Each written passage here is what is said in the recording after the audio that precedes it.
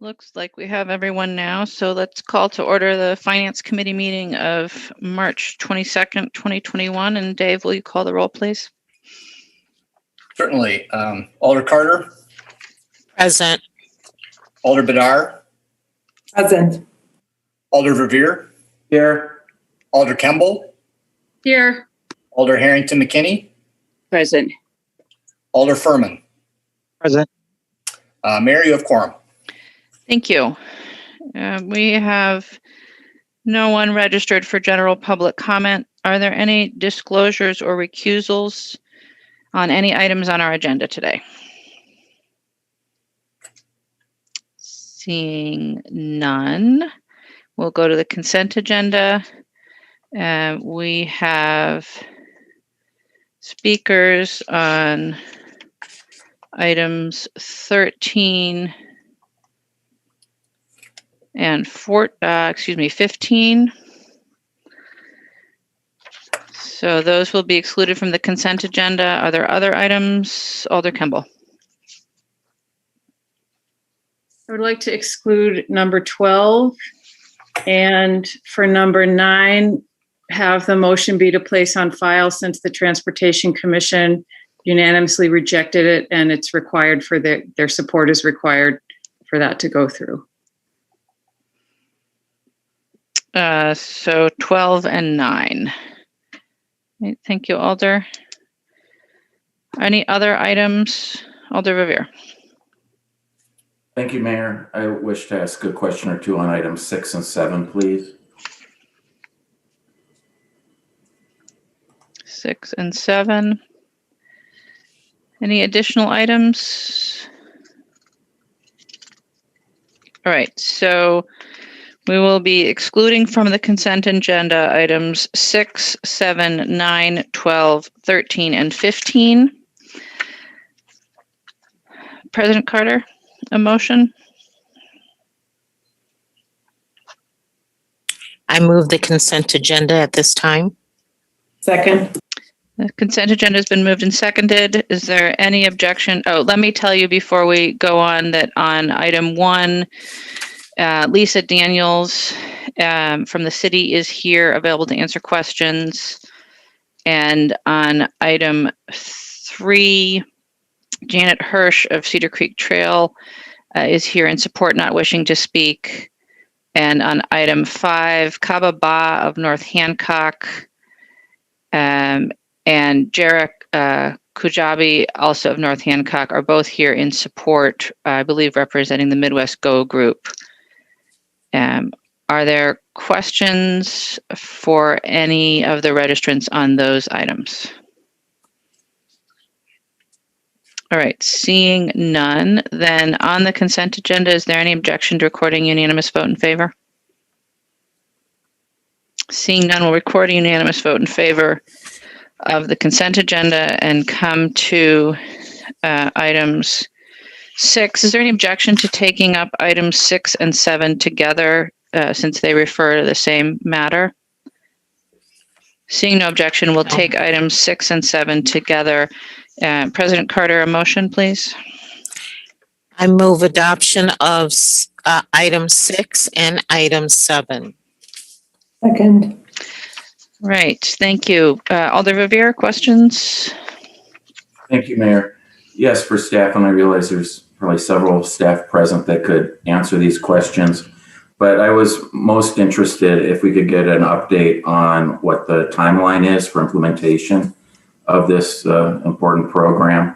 I'm specifically curious about the hiring process for both community paramedics within the fire department, as well as the social workers at Journey or crisis workers at Journey. I've noted, for example, that, and all alders receive these job postings from HR, that the community paramedic position has been extended, I think, at least twice now because of the very limited pool of applicants. So I was wondering if staff could update us on the hiring and if there are concerns that we might not be able to start the pilot and implementation as soon as we had thought. I'm happy to answer that question. Yeah, go ahead, Jay. Thank you, Mayor. So the reason actually that we extended the community paramedic hiring timeline was we did have about 10 applications, but we wanted to look for a little bit more diversity, and we were also looking to hopefully find somebody that was bilingual and Spanish speaking. So we realized we had a little extra time. The Journey MOU hadn't been fully approved yet, and Journey still has to hire 2 of their crisis workers. So we felt that it was just kind of more appropriate to leave the posting open. We do feel like we got some appropriate candidates out of the 8 to 10 that we got initially, but we felt like it was good due diligence to keep it open for a little bit longer for some diversity. And I'm sorry, Alder Verveer, the answer to your question as well is that we were shooting for a June 1st start date to start responding to calls. At this point, I would say that we could very likely hit that date, but there could be some little hurdles that we don't know of yet. So hopefully June 1st. Very good. Thank you, Che. I'm glad that it's better news than perhaps might appear based on these HR announcements. Then do you or would someone else be more appropriate to discuss where Journey's at with their hiring? I presume based on what you said, Che, that's right on track. But I don't know if you want to expand on that or if others want to speak to Journey. I think Mary has something to say, sorry. Thank you, Mary. Yeah, sorry. Hi. Journey can't post the jobs until we approve the MOU and the contract. So we were worried about Journey getting too far behind us if we waited any longer on this. And so they're anxious to get moving. They do have a refreshed job description. It's very similar to the crisis workers they provided the city in the past. We're all trying to move along as quickly as we can. So you too, Mary, are optimistic that we would very likely still stick to the June 1st start date, assuming that these resolutions don't get delayed at the council and so forth. I do want to say this is a complicated project. It involves the county. It involves the county 911 center. It involves the Journey. It involves a lot of groupings here. And so that is our goal that we're working towards. Very good. Thank you, Mary. Thank you again, Che. Thank you, Alder. President Carter. Yeah, so Jay or Mary, because June 1st is rapidly approaching, I just want to find out if we definitely would be up and running by July 1st. And I have my fingers crossed as I said that. I'm happy to let Mary take that question. This is what I can say. I am pretty confident that the city side is going to be ready with all the things we need, but there are partners here we're relying on as well. Okay, thank you. Thank you, Alder. Any other questions on this item? Or any discussion? Alder Badar. Thank you. So if I remember correctly from the last council meeting, this item had been referred also to PSRC. Which would extend the timeline, of course, for approval. Is that still the plan, or can it come to council based on the timeline we're working towards? So I did speak to Alder Foster, who made the referral, and told him that it would be pushing Common Council approval out till May, while we were hearing from alders that they wanted to get this going as soon as possible. And he kindly agreed to rescind the referral at the March 30th meeting, and then the Common Council can move to approval. So there's a procedural move here that was approved by Mike Haas. So I think could all happen on the March 30th meeting. And Alder Foster is here as well, if he wishes to comment on that. Thank you, Alder Badar. Alder Harrington McKinney. Thank you, Madam Mayor. I just wanted to say that the preliminary presentation that was given to the Public Safety Review Committee was well received. And I wanted to just add that, and there was no discussion in terms of delaying it. And so I'm pretty confident that that will be a yes on our side if to move forward with the current timeline. Thank you, Alder. All right, seeing no other questions, is there any discussion on items 6 and 7? Seeing no discussion, it's been moved and seconded. Is there any objection to recording unanimous vote in approval of items 6 and 7? Seeing no objection, we will record a unanimous vote in favor of items 6 and 7. And move on to item 9, where we do now have public comment. So item 9 is Legislator 64367, authorizing an addendum to the August 1st, 2013 parking lease agreement with Hovde Building LLC for 40 to 90 parking stalls at the Overture Center parking garage.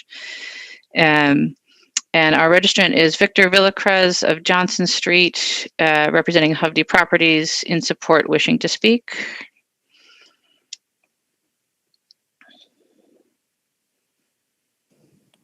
I am not seeing Victor. Oh, there he is. Okay. Oh, thank you. Thank you. Thank you on behalf of Hovde Properties. I thank you for the opportunity to discuss the amendment to our parking contract. I just wanted to make it clear that we don't profit. There's no markup in when tenants park at the Overture parking ramp. It's a straight pass-through from the parking stall user to parking utility. With that, I wanted to provide some data as to where we were and where we are now.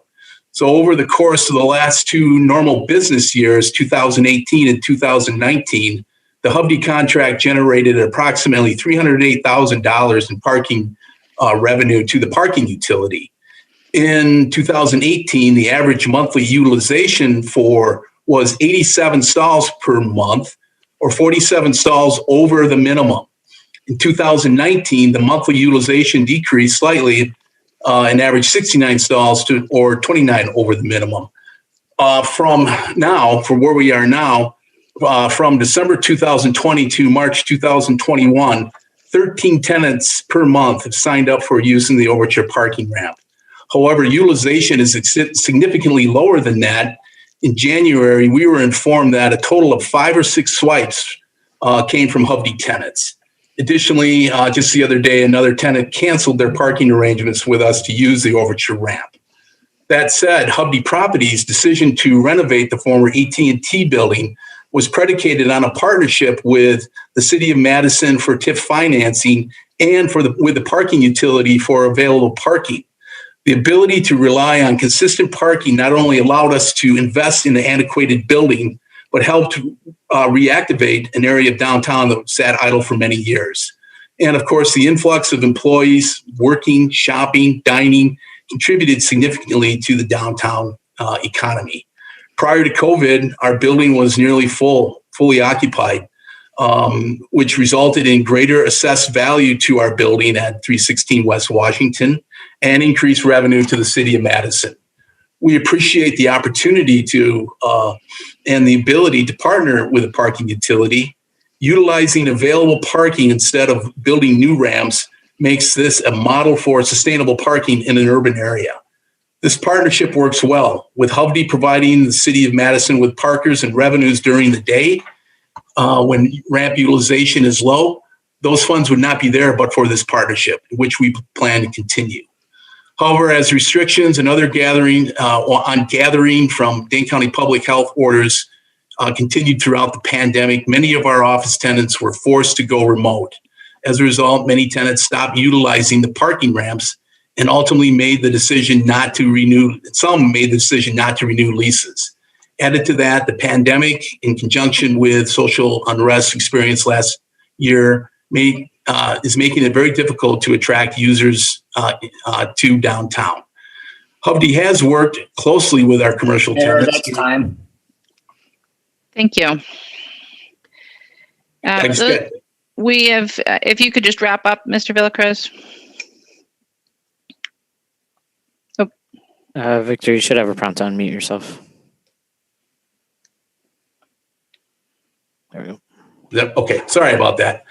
We have worked closely with our commercial tenants during these difficult times and with rent considerations, innovative ideas, and creative uses of vacant space to maintain strong relations with our tenants.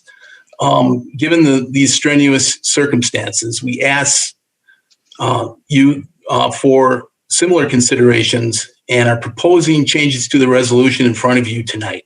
We ask that you consider changing the minimum from 0 to 10 a month, and that this be effective January 21 through October of 21. With that, I'd like to thank the committee, and I'm available to answer any questions. Thank you. Are there questions for our registrant? All right, seeing none. Let's get a motion, and then I'm going to ask staff to fill us in on the background here. So, President Carter? Move adoption. Is there a second? I'll second for the purpose of discussion. Thank you. So we have Sabrina and Tom both here. Does either one of you want to fill us in on the background, please? Yeah, I can provide a little background on this. So Hovde's had a long-term lease agreement with us. The original contract was signed in 2013, and the remainder of the renewal options available under this lease agreement will expire August of 2023. So there's just a couple of years left on this long-term lease agreement. The request was from Hovde to reduce or waive the minimum requirements for a short period of time due to the impacts on COVID. And, given the lack of use at all facilities and demand and some of the other changes we've made in terms of temporary relief to the community with regard to parking restrictions and rates, felt that it was reasonable to bring that request forward for consideration by the council in this body. The proposed addendum would be a temporary, so it would not alter permanently the conditions of the existing lease, and would be intended to be a temporary reduction in the minimums required due to the impacts from COVID. Thank you. And Alder Campbell indicated that this was recommended to place on file at Transportation Commission. Is that correct? That's correct. And just so we're all clear on the motions, the current motion does not include the suggestion from the speaker that we have a minimum of 10. It just simply waives the minimum. Is that correct?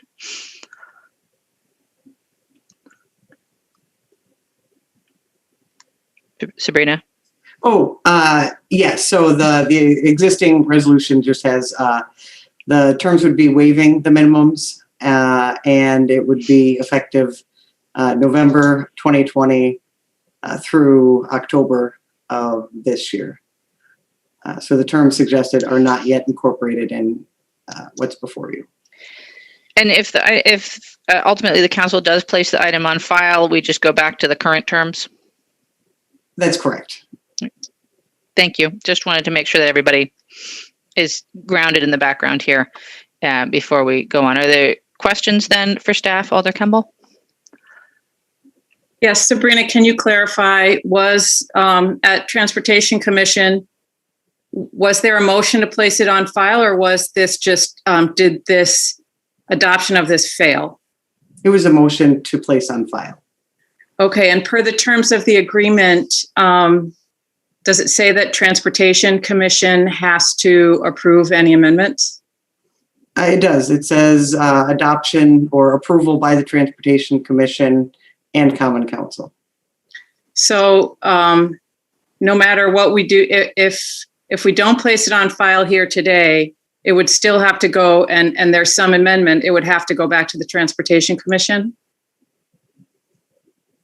I would assume so, but that would, I would defer to, it looks like Kevin is on. Yeah, yes, it would have to go back.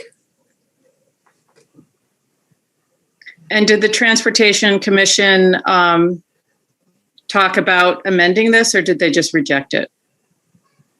There was no discussion on amendment. Okay.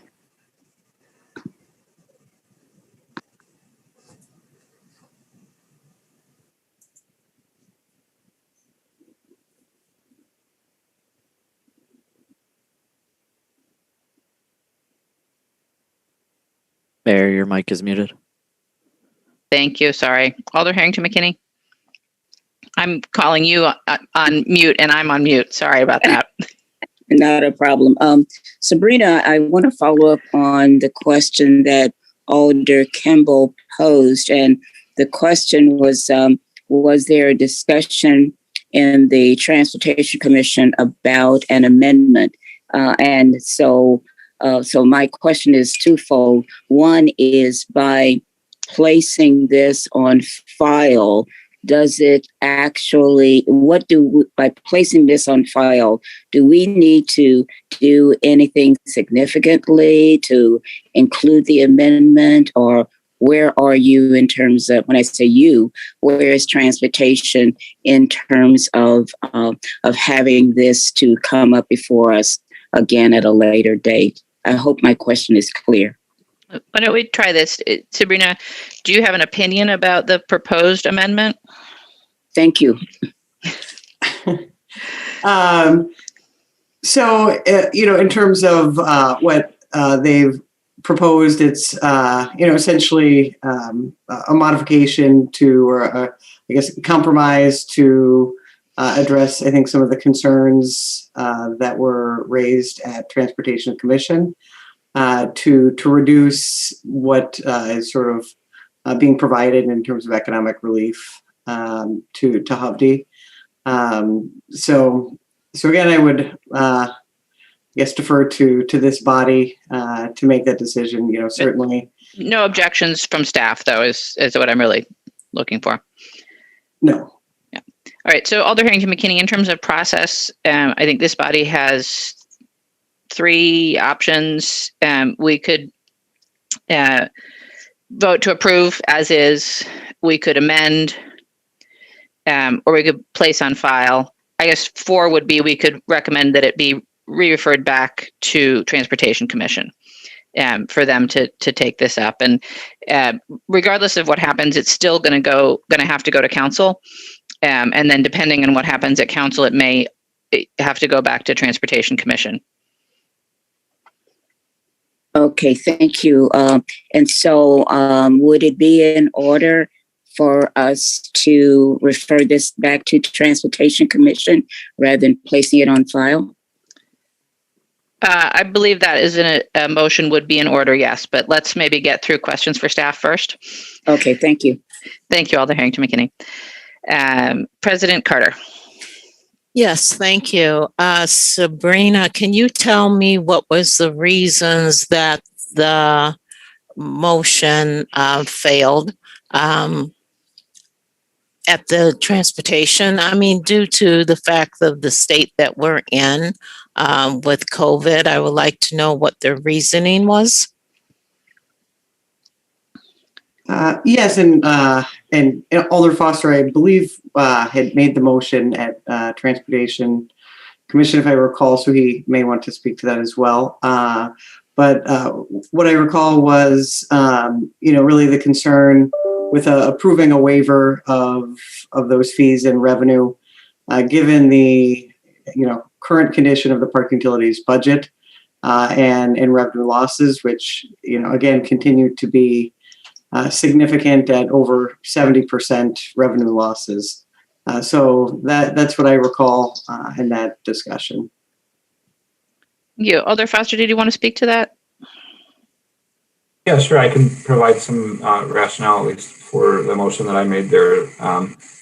So yeah, as Sabrina pointed out, we just recently received an update from the parking utility about current finances, and I I don't think that has come here, but since you're all experts on our finances, it might be worth reviewing, but very grim for a number of reasons. The request, the Transportation Commission was very supportive of suspending a lot of the charges and reducing charges during COVID for members of the public. This specific contract with Hovde, I think it's important to think of it as this is basically in lieu of them having their own parking facility that they would need to own and operate and pay for. That they're essentially, this long-term contract allows them to provide services for their tenants, for their customers, and they're sort of relying on the parking utility to carry that for them. That it has minimums and maximums for a reason. They purchased access and reliability to those spaces.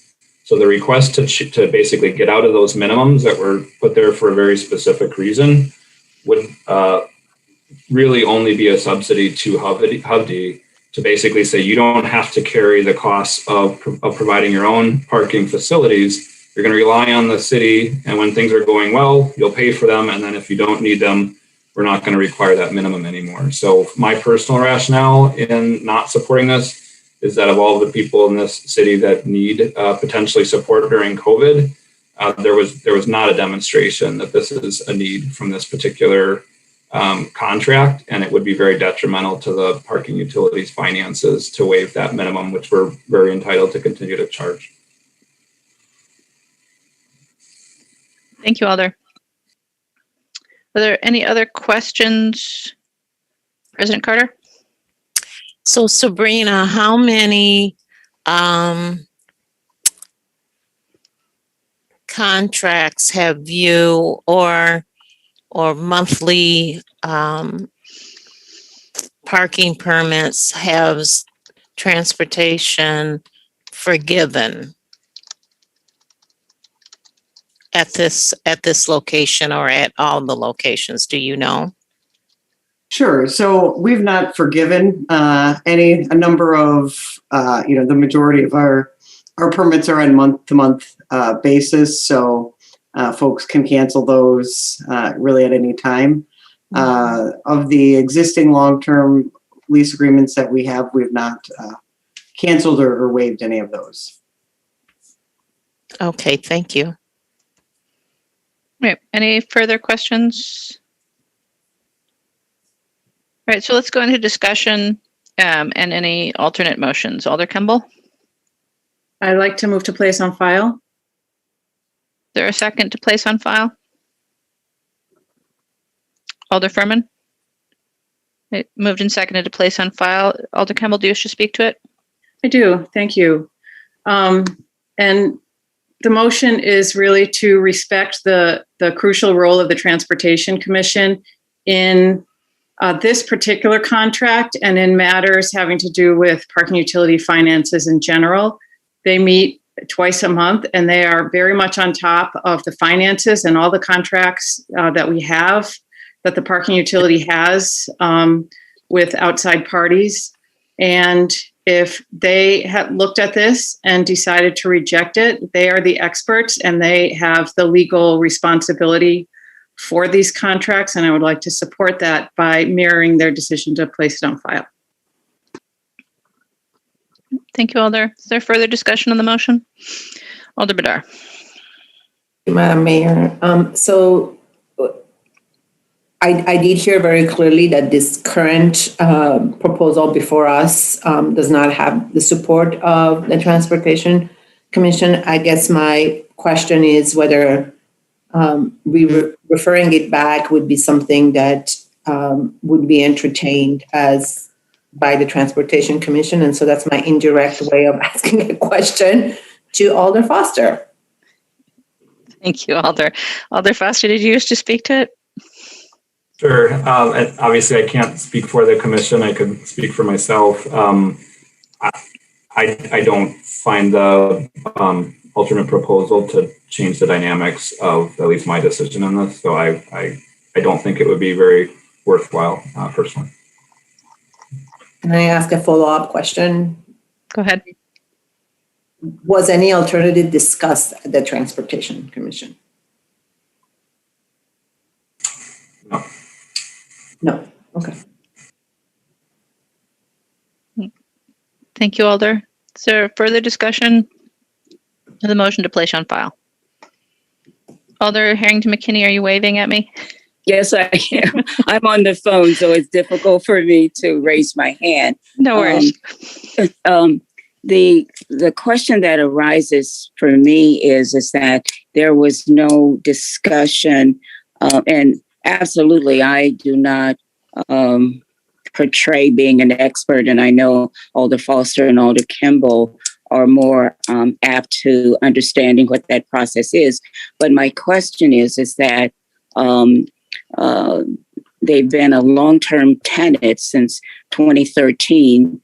There have been other adjustments that the city has made based upon the pandemic, and there was no discussion of any alternatives. And I'm just wondering why there were no discussions of further alternatives. Was it just an automatic no? So that's my question. That's the thing that's looming in my mind, is that why wasn't there a discussion of alternatives? Thank you, Alder. I'm not sure that we can answer that here tonight, but I would just note that regardless of what we do tonight, it's also within the council's power to refer back to Transportation Commission if the body chooses to do that. Alder Revere.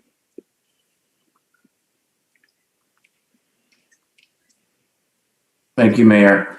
I'll move an alternative motion to re-refer to the Transportation Commission. Second. Moved and seconded to re-refer, but I think, Alder Rivera, we have to dispense with the motion to place on file first because we're too many motions down now. So if there's no further discussion on the motion to place on file, Alder Badar. Yeah, I mean, I would be fine with referring it back to Transportation Commission. I do think that given my general approach was that given that we're already 2 motions into this, that it can be done at council. And that may allow also sometime between now and then to really kind of think further about what alternatives could look like. So that's just, so again, regardless, I would support referring at council. Thank you, Alder. Seeing no further discussion, let's go to a vote on the motion to place on file. So the motion before us is to place on file. It's been properly moved and seconded. We'll do a roll call because I suspect there's not agreement on this. So all in favor, aye. Those opposed, no, as your name is called. And I'll ask Dave to call the roll, please. Alder Carter. No. Alder Carter, no. Alder Badar. No. Alder Badar, no. Alder Revere. No. Alder Revere, no. Alder Campbell. Aye. Alder Campbell, aye. Alder Harrington McKinney. No. Alder Harrington McKinney, no. Alder Furman. No. I'm sorry, I can't hear you, Alder Furman. Sorry, no. Thank you. Alder Furman, no. Mayor, that vote fails. Thank you. 5 noes, 1 aye. And so we'll come now, Alder Revere, to a motion, or Alder Badar has her hand up. Still. I can second Alder Revere's motion, sorry. Well, I'll move once again to refer the resolution to the Transportation Commission. Second. Thank you. So moved and seconded to re-refer to Transportation Commission. Is there discussion? Could I say a word or two, please, Mayor? Please. Thank you very much. So as my colleagues might have noticed, I am the sponsor of this resolution. I did so at the request of Parking Division staff, specifically Manager Sabrina Tolley, and the rationale for both her request to me and my agreement to sponsor the resolution was to get this request before the Transportation Commission. So I just wanted to make that clear, and obviously that happened. I did recently watch the recording of the March 10th TC meeting. I was in the meeting for the first couple hours and had to move to another meeting that night. I just watched the recording of it over the weekend, and I will say that very little time, this is no disrespect to the commissioners whatsoever, but there was very little time given to this item. It came up about 4 to 5 hours into their very long marathon meeting. And Mr. Villacrez, as happened today, his time testifying expired, and he wasn't able to make any sort of offer at a compromise. Now, whether or not I support a compromise is another question, but I do think it is appropriate to allow the requesters to go before TC one more time and pitch a compromise to them, because that was not shared with the commission. Any attempt at compromise, for example, not making the minimums retroactive, for example, is something that seems like a potential compromise. So anyway, the bottom line is just for the same rationale as to why I sponsored the resolution, why I moved at our last finance committee to refer this to tonight's meeting to let the transportation commissioners who have the parking utilities fiduciary responsibility under the ordinance the chance to give their recommendation first. I do believe it's in order to refer this back to them one last time to allow the requester to make an argument, a case for a potential compromise. I will say lastly that I since it was a unanimous vote at the commission, I'm not overly optimistic, and I don't disagree with Alderperson Foster's analysis, although I know he said he was only speaking for himself as one commissioner. But I think as a matter of fairness, we should refer it back, and whether we made that decision tonight or the Common Council made it independently at our meeting on the 30th. Thank you. Thank you, Alder. No further discussion on the motion? All right, the motion is to refer back to Transportation Commission. Is there objection to recording unanimous vote in favor of the motion? Seeing no objection, that item is referred back to Transportation Commission. And we'll move on to item number 12, which is Legistar 64254, approving the issuance of an RFP for the redevelopment of 415 North Lake Street, the State Street Campus Garage. And just refresh here. I do not believe we have any registrants on this item. So Alder Campbell, I believe you requested this for separation? Yep. I did, and I have some questions, I guess, of, I don't know, Tom and or Sabrina. So this was something else that came up at Transportation Commission. I understand there were some recommendations for changes at Transportation Commission, but I don't see any changes indicated in this. Can either of you speak to that? Actually, I think there is a staff memo recommending changes, and Jeff Greger can speak to that. Yes, there is a staff memo in the Legistar file. There were 3 changes requested. The first was to amend the RFP to allow for developers to propose an alternate number of parking stalls, so they could propose fewer parking stalls than the 510 that's written in the RFP. The second change to the RFP that was requested was to define the minimum number of buses that the intercity bus terminal would serve. And then the third requested change was to amend the resolution to add the Transportation Commission to the reviewing bodies during the negotiation period with the selected developer. So I guess what I'm asking is, have those changes, I don't see that those changes have been made in the resolution itself or in the RFP. So Correct. So do we need to make amendments here?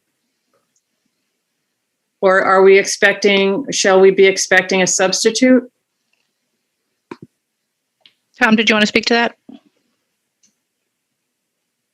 Yeah, I believe that the planning division has come up with a memo that recommends which should be accepted and which shouldn't be. Jeff, has that been entered into Legislator? Yeah, that's the same memo I referenced earlier. There's a staff response to those suggested changes.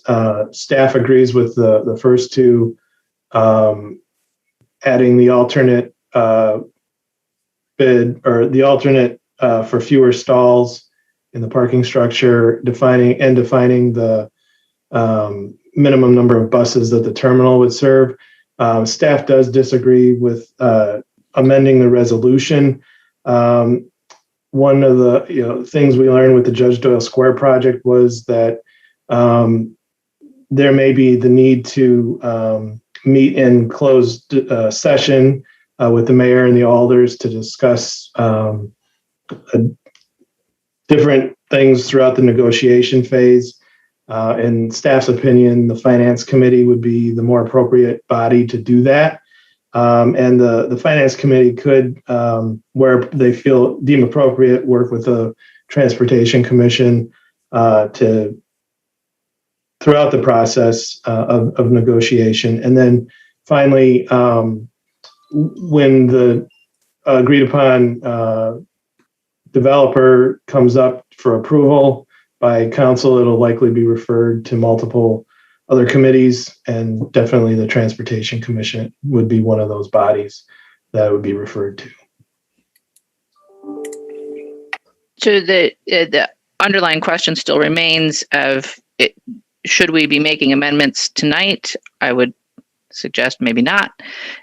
Or can we expect staff to work with the sponsors to draft a substitute to incorporate the changes that are recommended? My thought was we would, if this body and the council agrees with either the staff report or the motions that the Transportation Commission and the Downtown Coordinating Committee suggested, we would work with those committees to make changes.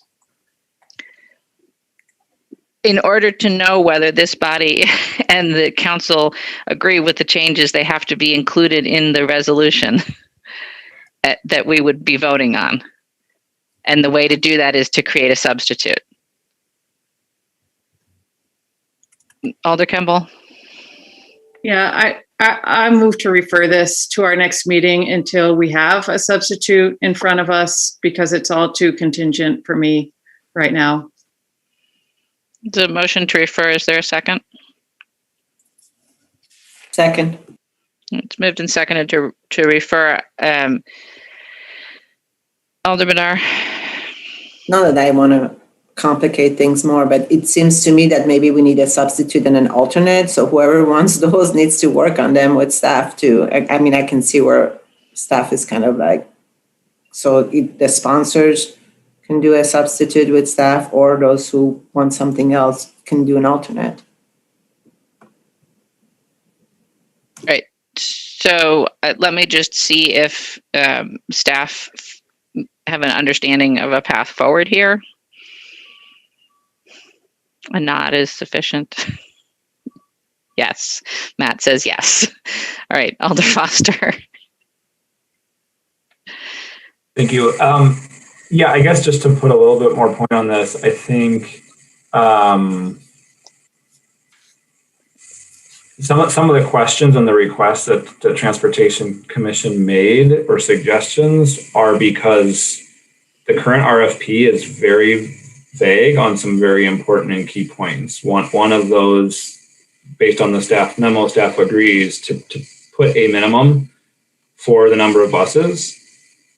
I think my expectation in recommending approval with that from the Transportation Commission is that we would know what that number is before recommending to approve the RFP. So I think it is really critical that we get those details in a substitute or an alternate format with the RFP. I think the other point that I would make, I was surprised to see the staff recommendation to not send the staff report for feedback from Transportation Commission. I certainly understand the critical role that finance has to play and the opportunity for closed session, et cetera, which of course we could have a Transportation Commission as well. And the suggestion was not to take anything away from finance, but the particular since the details are really not worked out yet, and the RFPs could include different levels of parking capacity, different levels and very different layouts of the intercity bus terminal. Those are core transportation functions. And so I think it would be it's hard for me to understand how finance would want to take up an evaluation of those RFP responses without getting the Transportation Commission's feedback on which, if any of those, meets the needs of the parking utility or the purposes of the intercity bus terminal. So I guess comment that I'm leaving out there, but that does not seem like a good process to not include the Transportation Commission in a replacement for the parking garage in evaluating the responses to the RFP. Thank you, Alder. Any further discussion? All right, so the motion is to refer are we suggesting referral just to the next finance? That was not until there's a substitute or alternate to the next finance, after which there is a substitute or alternate ready. Right, just making sure that we're coming back here at some point. Right, so to refer back to finance when we have this resolved. Is there any objection to recording a unanimous vote in favor of referral? Seeing no objection, the item is referred. And that brings us to item number 13, which is Legislator 64333, transferring parking enforcement duties from the Police Department to the Parking Division. We have a number of registrants on this item.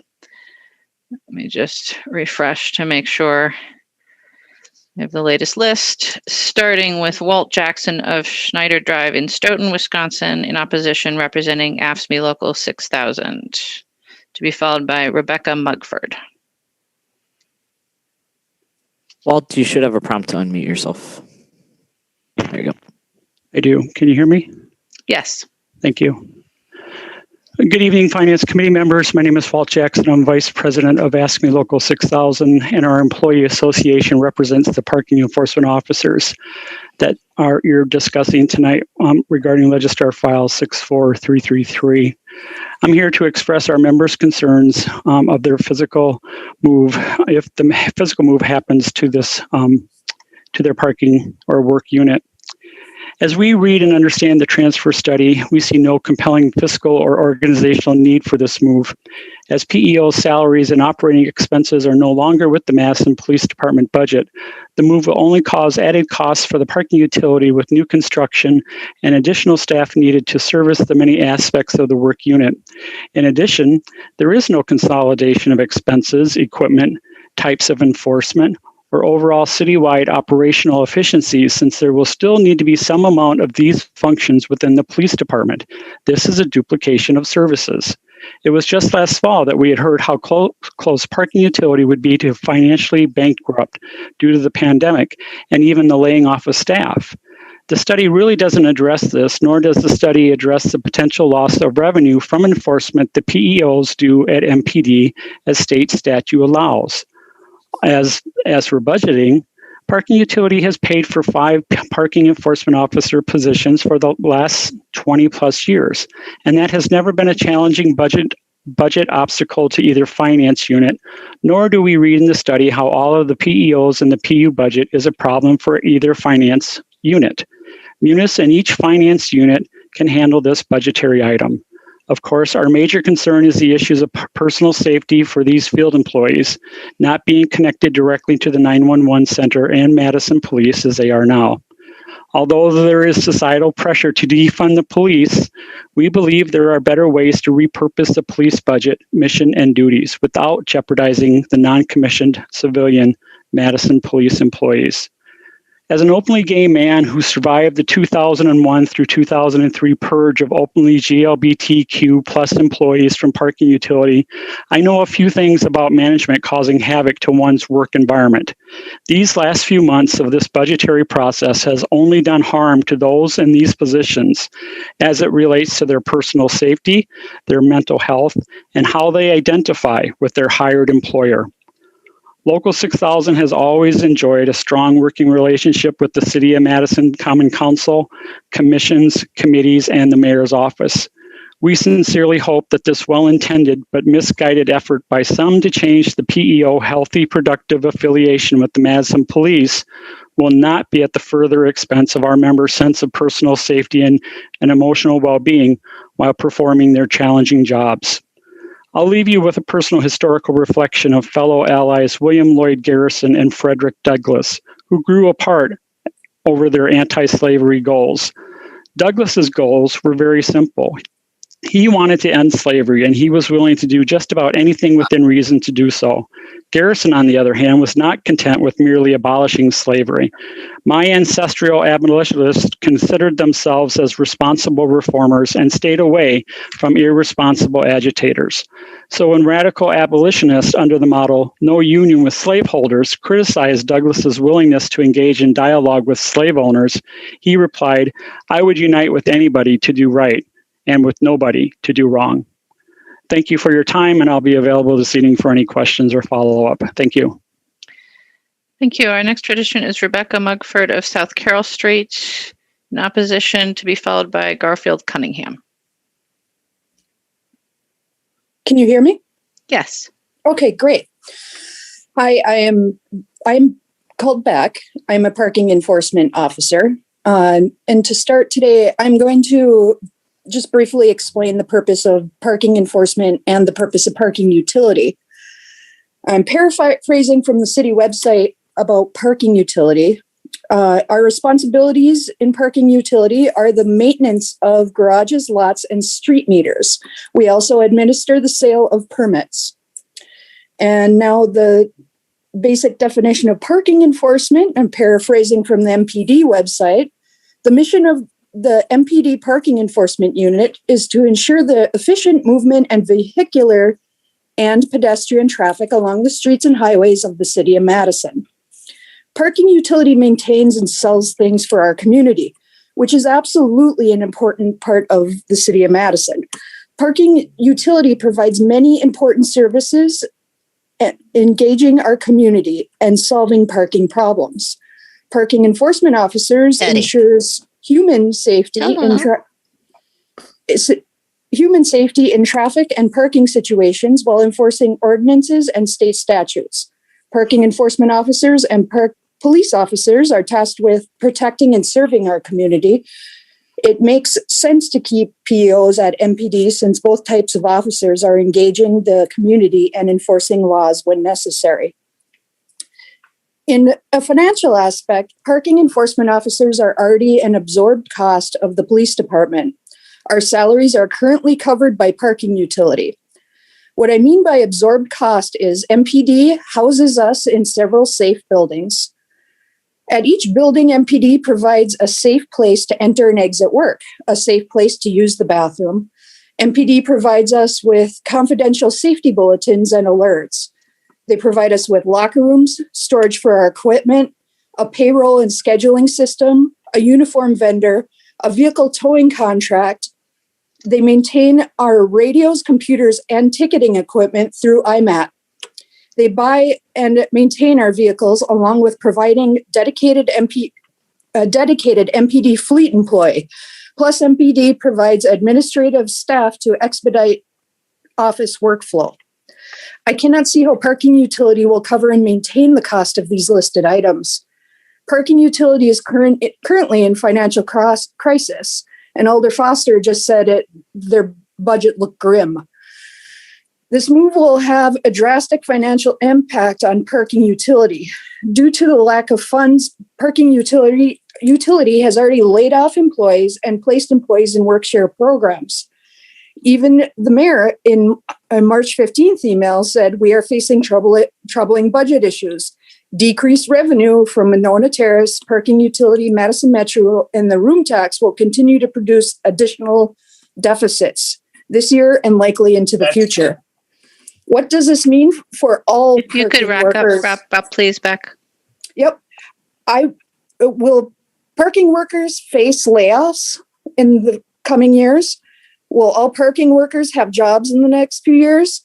I ask that you consider some of the financial pressure on parking utility and TPOs as an absorbed cost of the MPD budget. POs no longer will be able to do disabled fraud investigations nor locate stolen vehicles.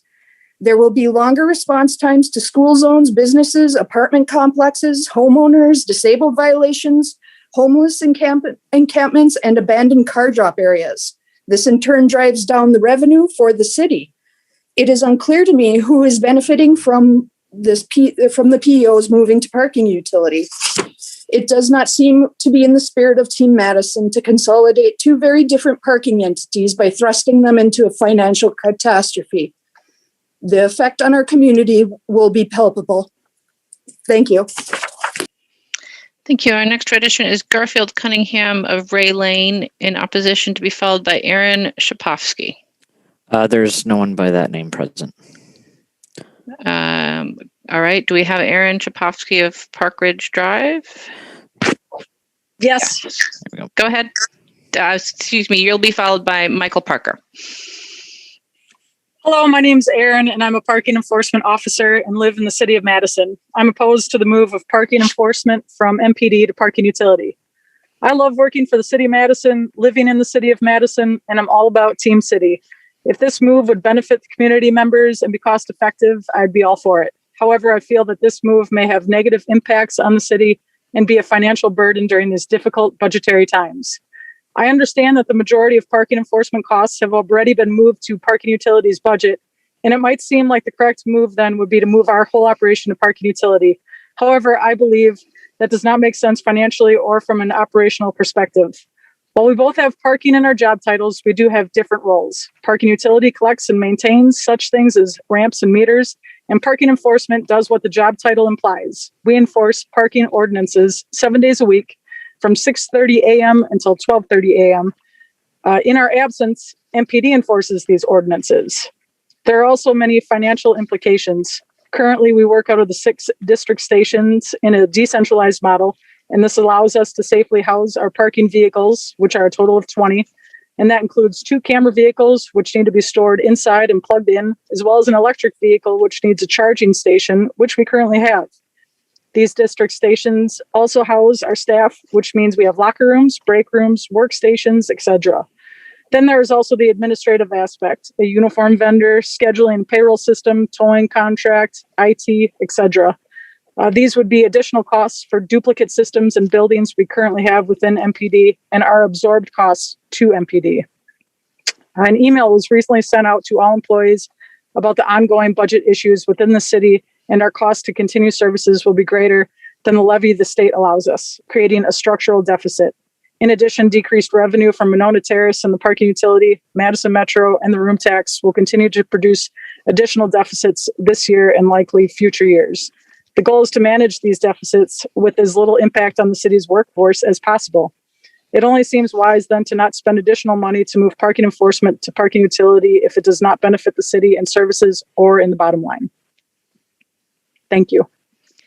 Thank you. Our next registrant is Michael Parker of Milwaukee Ave in Fort Atkinson, in opposition, to be followed by Robert Hanson. Michael, you should have a prompt to unmute yourself.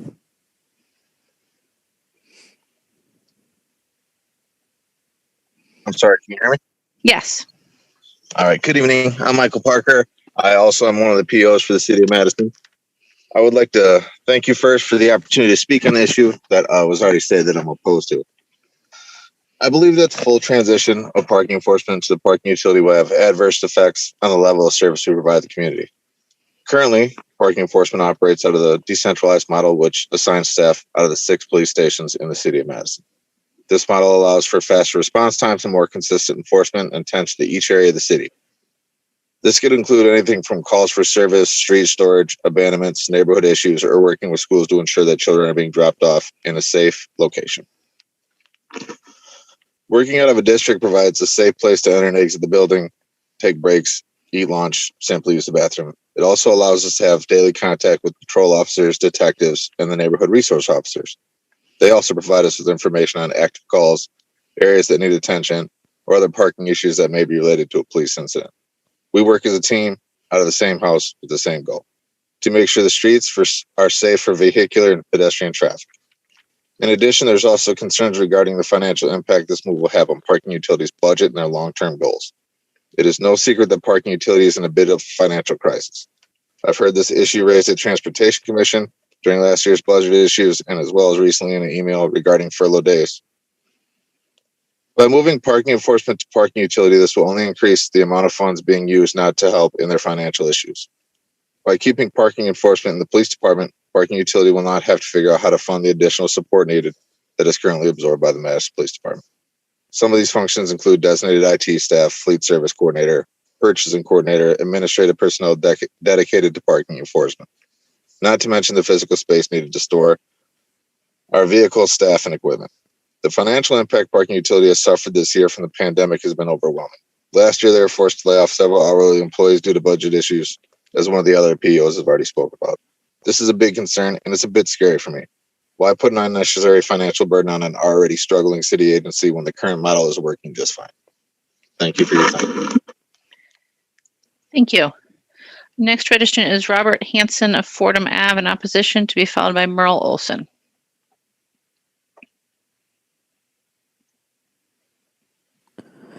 Robert, you should have a prompt to unmute yourself. There you go.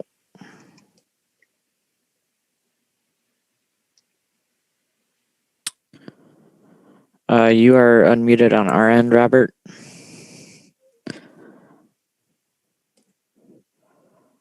You also may have a prompt to unmute yourself on your phone. It looks like you're joining us maybe on 2 different devices. *6 to unmute on a phone.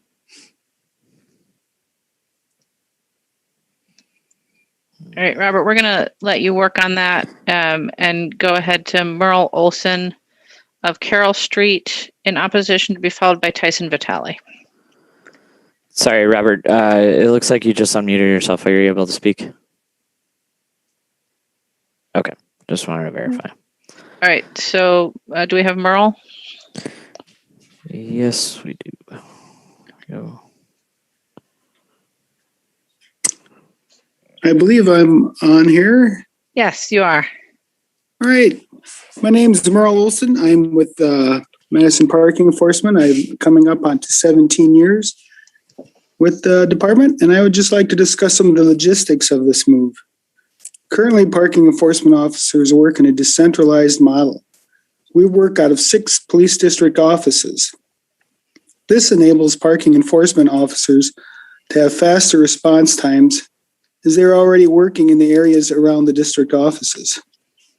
Being close to calls also allows us more time to address other parking issues in the area, such as junked vehicles, street storage issues, and abandoned vehicle drop zones. In addition, parking enforcement officers have more time to build relationships with community members and to address their parking issues, including school parking issues, neighborhood parking issues, and business parking issues. Having police district stations available to house parking enforcement officers gives us locations distributed throughout the community and provides safe and secure housing for our work vehicles and equipment. All these costs are currently absorbed by the police department. Also, when we work out of police district stations, we have the opportunity to talk to police officers and go over parking issues and safety-related neighborhood issues. we have access to police tactical information that helps us perform our duties in a far safer and efficient manner. Without this, we would be going into areas unaware of potential dangers or situations. A move to parking utility would likely result in parking enforcement officers being centrally located. Per the Parking Enforcement Transfer of Operations report, parking utility has 2 office locations, the Madison Municipal Building and 1120 Sale Street. These locations are centrally located.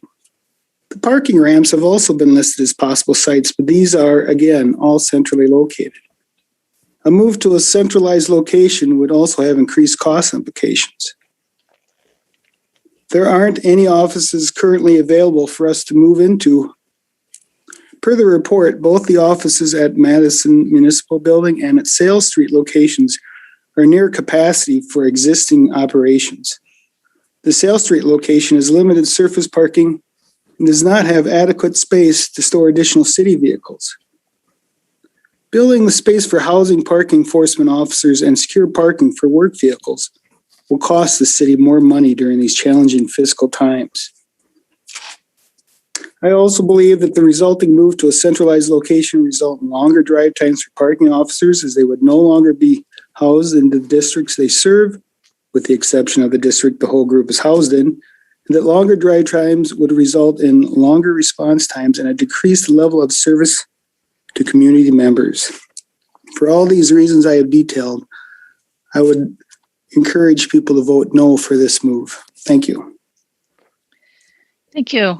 Our next registrant is Tyson Vitale of Stoughton Road in support, should be followed by Eileen Seymour. It looks like we don't have anyone by that name present. We do have Eileen. Right. So Eileen Seymour of Carroll Street in opposition, to be followed by Amelia Royko Maurer. Hello there. Good evening. Thanks to all of you for your dedication to the city of Madison. I too am very dedicated to this city. I grew up in the city of Madison, was educated here, have worked for this city for 25 years. 24 of the 25 years have involved being in the neighborhoods, on the street, face to face with people, representing the city and sharing information with our community members and visitors. The past 10 years, I've been a parking enforcement officer. I take my employment and my interactions with the community very seriously. I would never take my employment for granted. I truly care about my co-employees and the community that we have an impact on. And I want it to be a positive impact. I want it to continue to be a positive impact. I have great concerns about moving the PEOs from the police department to parking utility. I'm going to try not to repeat what other people have already said. I just want to say that I do have, since you are the financial committee, financial concerns. Financial concerns have already been discussed. There has not been any data to show that streamlining the 2 agencies would somehow save any money. There has been nothing brought forward with that. All I have seen is the costs that will occur if we do move. Community outreach is huge. Believe it or not, we have so much community support. I get a lot of community support. I get a lot of questions asked. I do a lot more than write parking tickets. But if we are moved from various areas of the city to a location, community outreach and safety go hand in hand. What I mean by safety, someone else already talked about the community outreach benefits of being from different areas. The safety issues don't only include being able to go into a safe place to use the restroom.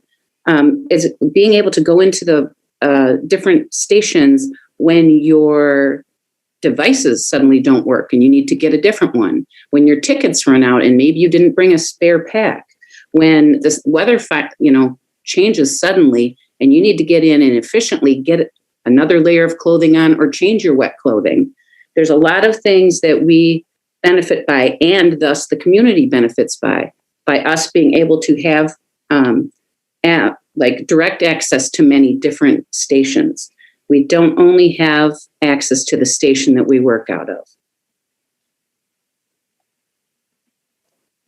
I would really hope that we can listen to each other, communicate even better, and respect each other. We need to keep morale high, very high. We want to do a good job. We want to feel like we're listened to. We want to do things that make sense. We want to help Team Madison. We need to get out of this budget crisis, this financial crisis. We all can work together to do this. As we're finding out tonight, so many decisions, management things can be done on the computer, on Zoom. Why can't we continue to encourage the different districts, the different departments to work together to make these communications just like we're doing tonight? On the other hand, parking enforcement, we are blue collar workers. We have to be out there physically doing the job for the job to happen. So it makes sense for us to be working from places that make sense.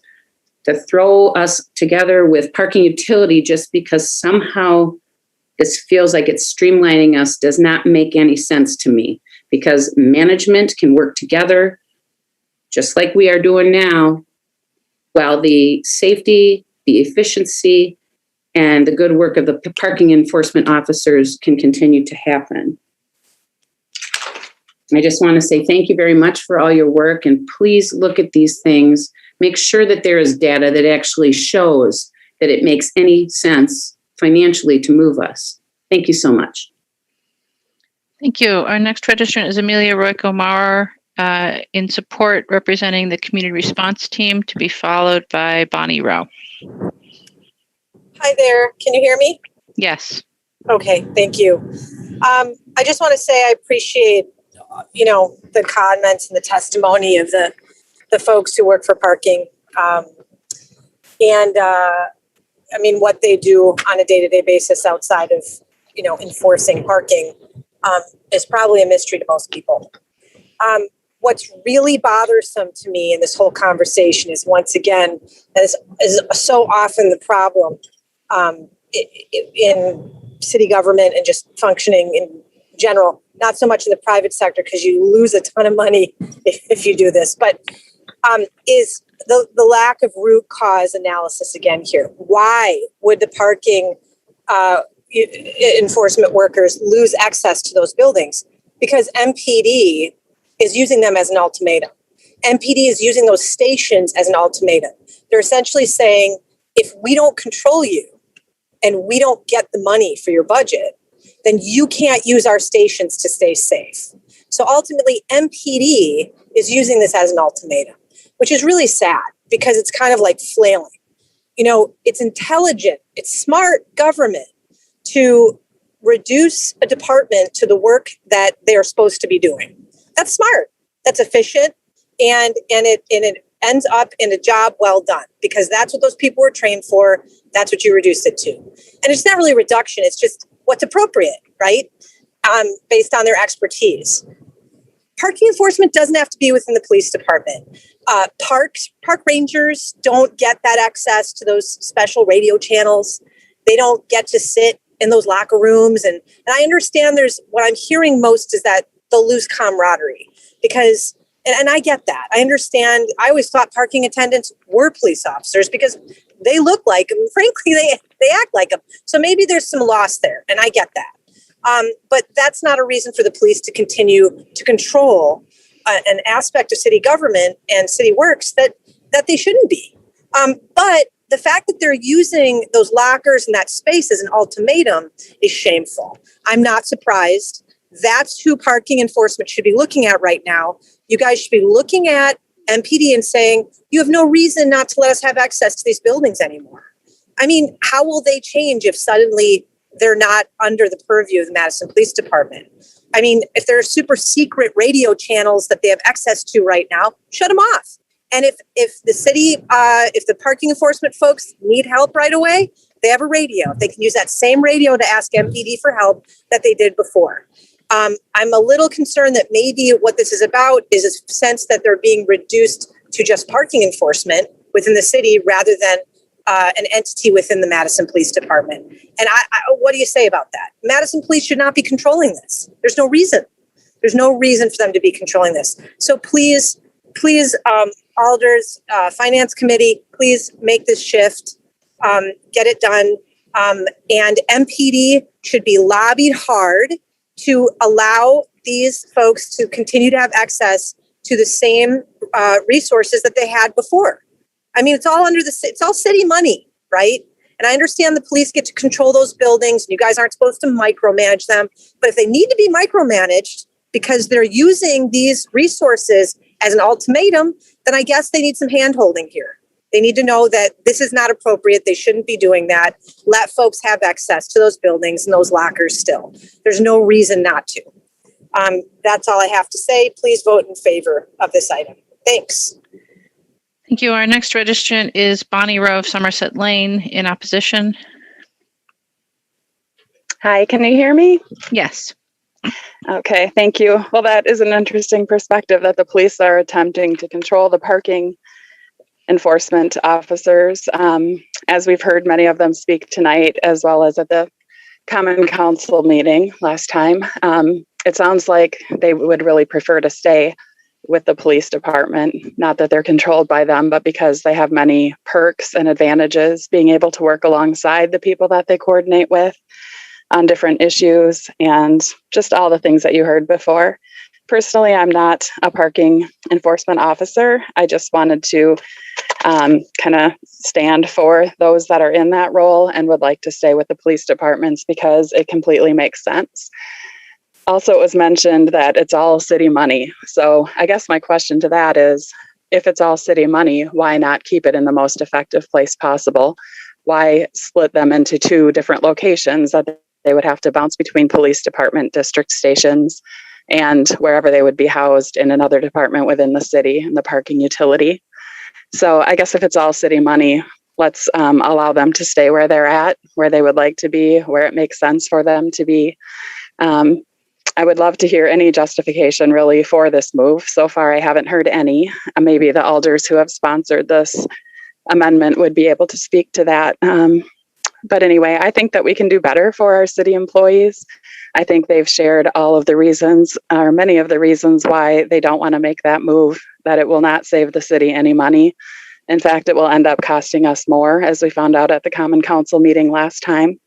It seems like another attempt to strip money, resources, people from the police department, just moving money and people from one pot to another, which to me does not seem effective, efficient, or right. I think we can do better for our city employees. Thank you for your time. Thank you. I'm going to circle back and see if we managed to get Robert Hansen to speak. All right, Robert, you should have a prompt to unmute yourself. Hello. There you are. Yeah, hello, Honorable Mayor and committee members. Just a quick introduction to me. My name is Robert Hansen. I've been employed at the City of Madison since 1995. During the 1990s, I was employed by the parking utility, and for the last 21 years at the Madison Police Department parking enforcement. My brief job summary I want to give to people is as follows. The intent and purpose of the job as it has evolved is to serve the public by law enforcement duties related to parking, assist police patrol and police management. We operate very similarly to MPD patrol. We piggyback on MPD patrol costs and services, IT services, training, and dispatch services. We have a very wide scope, complex job working as decentralized units out of MPD district stations. This is to better serve the public and community. We work very closely with MPD patrol, MPD neighborhood offices to solve community problems, for example, the homeless encampments, junk and abandoned vehicles, stolen vehicles, disabled fraud. We perform public safety duties such as towing commuter routes in the morning and the evening. Now, one thing that most people don't realize, now this would be pre-COVID-19, our unit seizes more property on behalf of the city of Madison than any other city entity. And when I say that, I mean impounding scofflaws, which are vehicles with outstanding citations greater than $250 with no court pending or payment plan set up. And by the way, impounding vehicles is an inherently dangerous task. MPD has been proven to keep us safe with that. After the pandemic ends, we will have hundreds of seizures of property to make, and we need to have lots of safety on that due to weapons in vehicles and such things. But the parking utility is a non-law enforcement agency. Parking utility has no similar jobs to mine. The proposal wants to change a system which almost works perfectly right now. The proposed move does nothing to improve city services and offers no extra benefits to the public. I would say that the proposal hurts the public by reduced services. It hurts the parking utility by putting that division into financial turmoil because the parking utility de facto has to start a parking enforcement unit from scratch. It hurts MPD in terms of eliminating our great networking system with patrol and neighborhood offices and officers. The proposal, in my opinion, my strong opinion as a long-term city employee, does not work logistically, operationally, or financially. The proposal, which may cost a king's ransom. If you could please wrap up, sir. Yes, ma'am. The proposal, which may cost a king's ransom, will spend a lot of money and benefit no one. In the Parking Enforcement Transfer of Operations report, no cost or increased service benefits have been detailed. And for those reasons I have stated, I would ask the members to vote against the proposal. Thank you. Thank you. And we'll check and see if we have Tyson Vitale.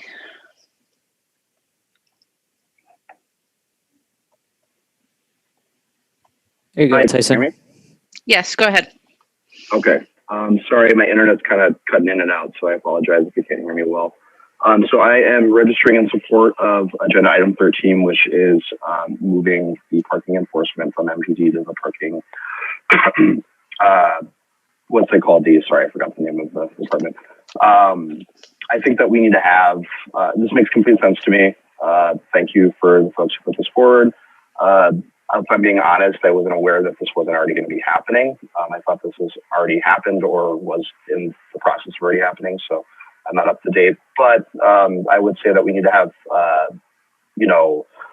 parking enforcement folks, in the parking utility or whatever it's called, the department, not the police department. So MPD can focus its roles and its role and duties to be focused on the core services that police officers or the police department should be doing. Especially at this time, I think it's a really good time to reassess how we are funding things, and especially within the police department, or whether things are in the purview of the police department or not. I think it makes complete sense to move it over. I don't see any, from what I understand, I don't see any safety concerns that have been relayed that show any more danger or lack of safety for parking enforcement officers. From what I'm aware of, nothing prevents the police from using any of the, nothing prevents them from using the police services when it is needed. And this just makes complete sense. So sorry for the rambling. Thank you. And I am in support of this. Thank you. And then our last speaker is Bob Schaefer of Cottonwood Circle in opposition.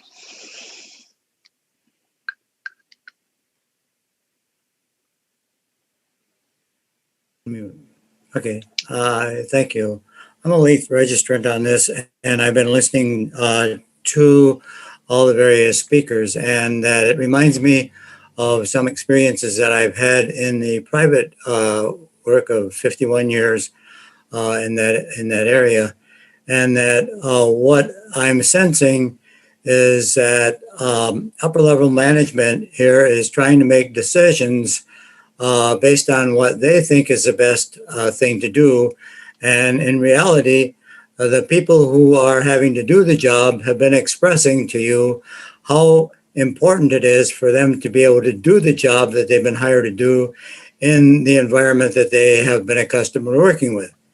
What it seems to me is that one of the things that may have prompted this is the latest thing about defunding the police department.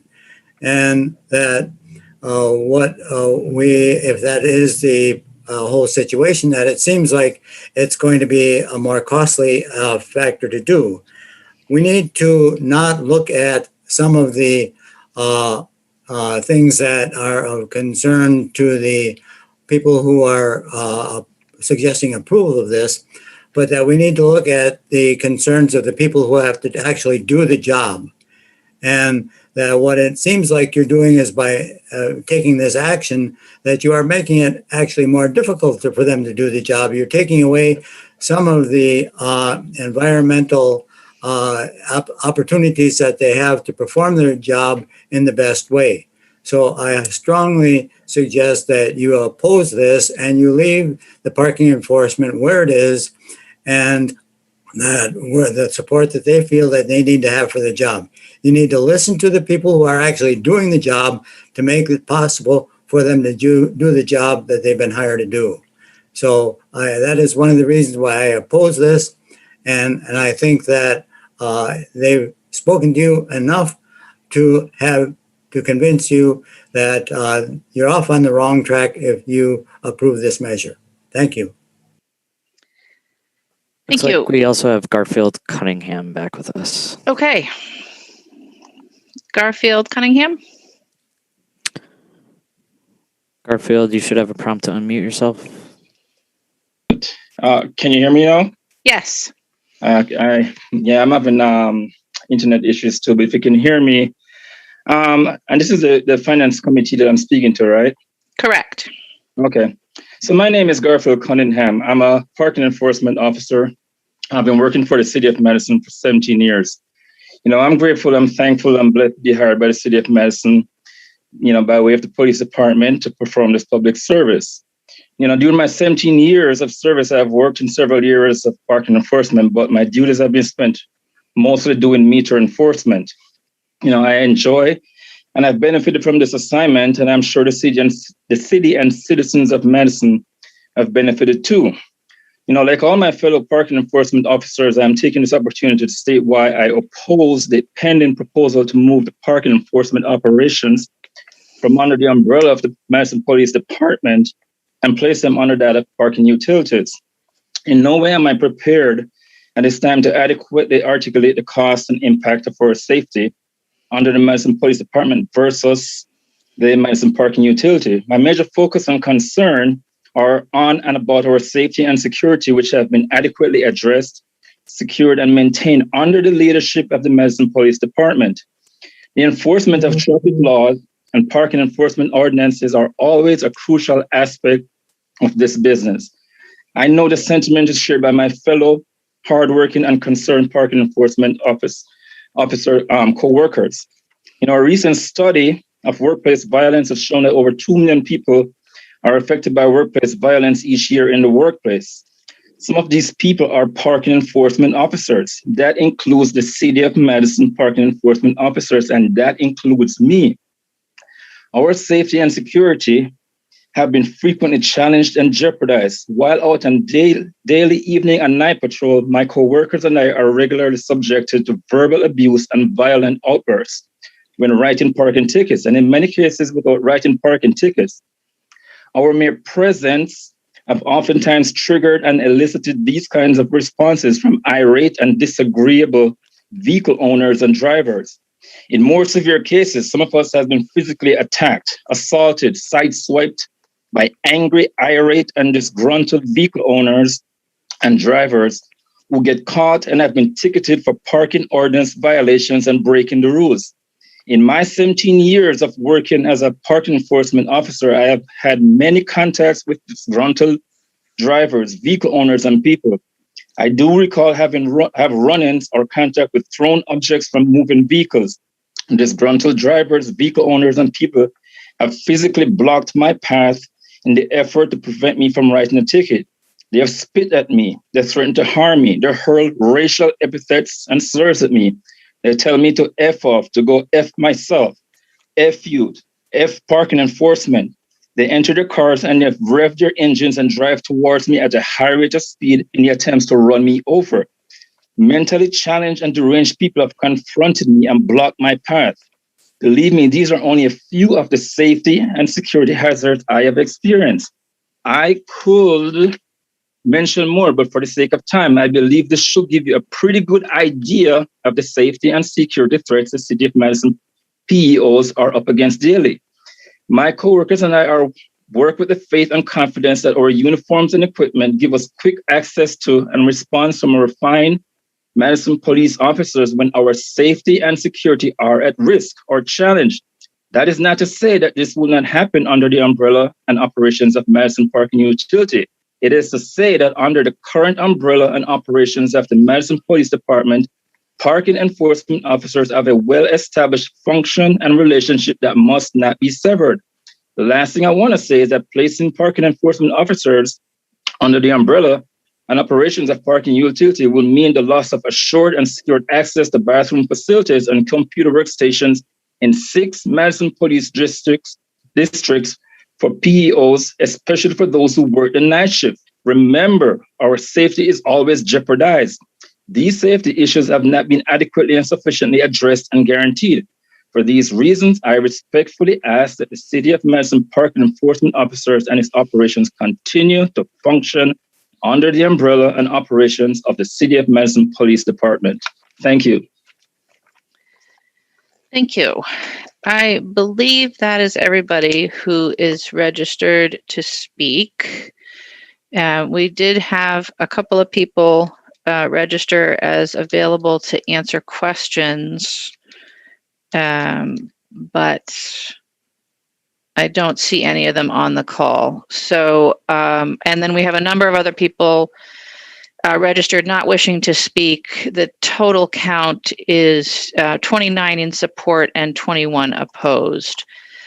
Are there questions for any of our speakers on this item? Seeing none, I believe we need a motion. President Carter? I move adoption. Second.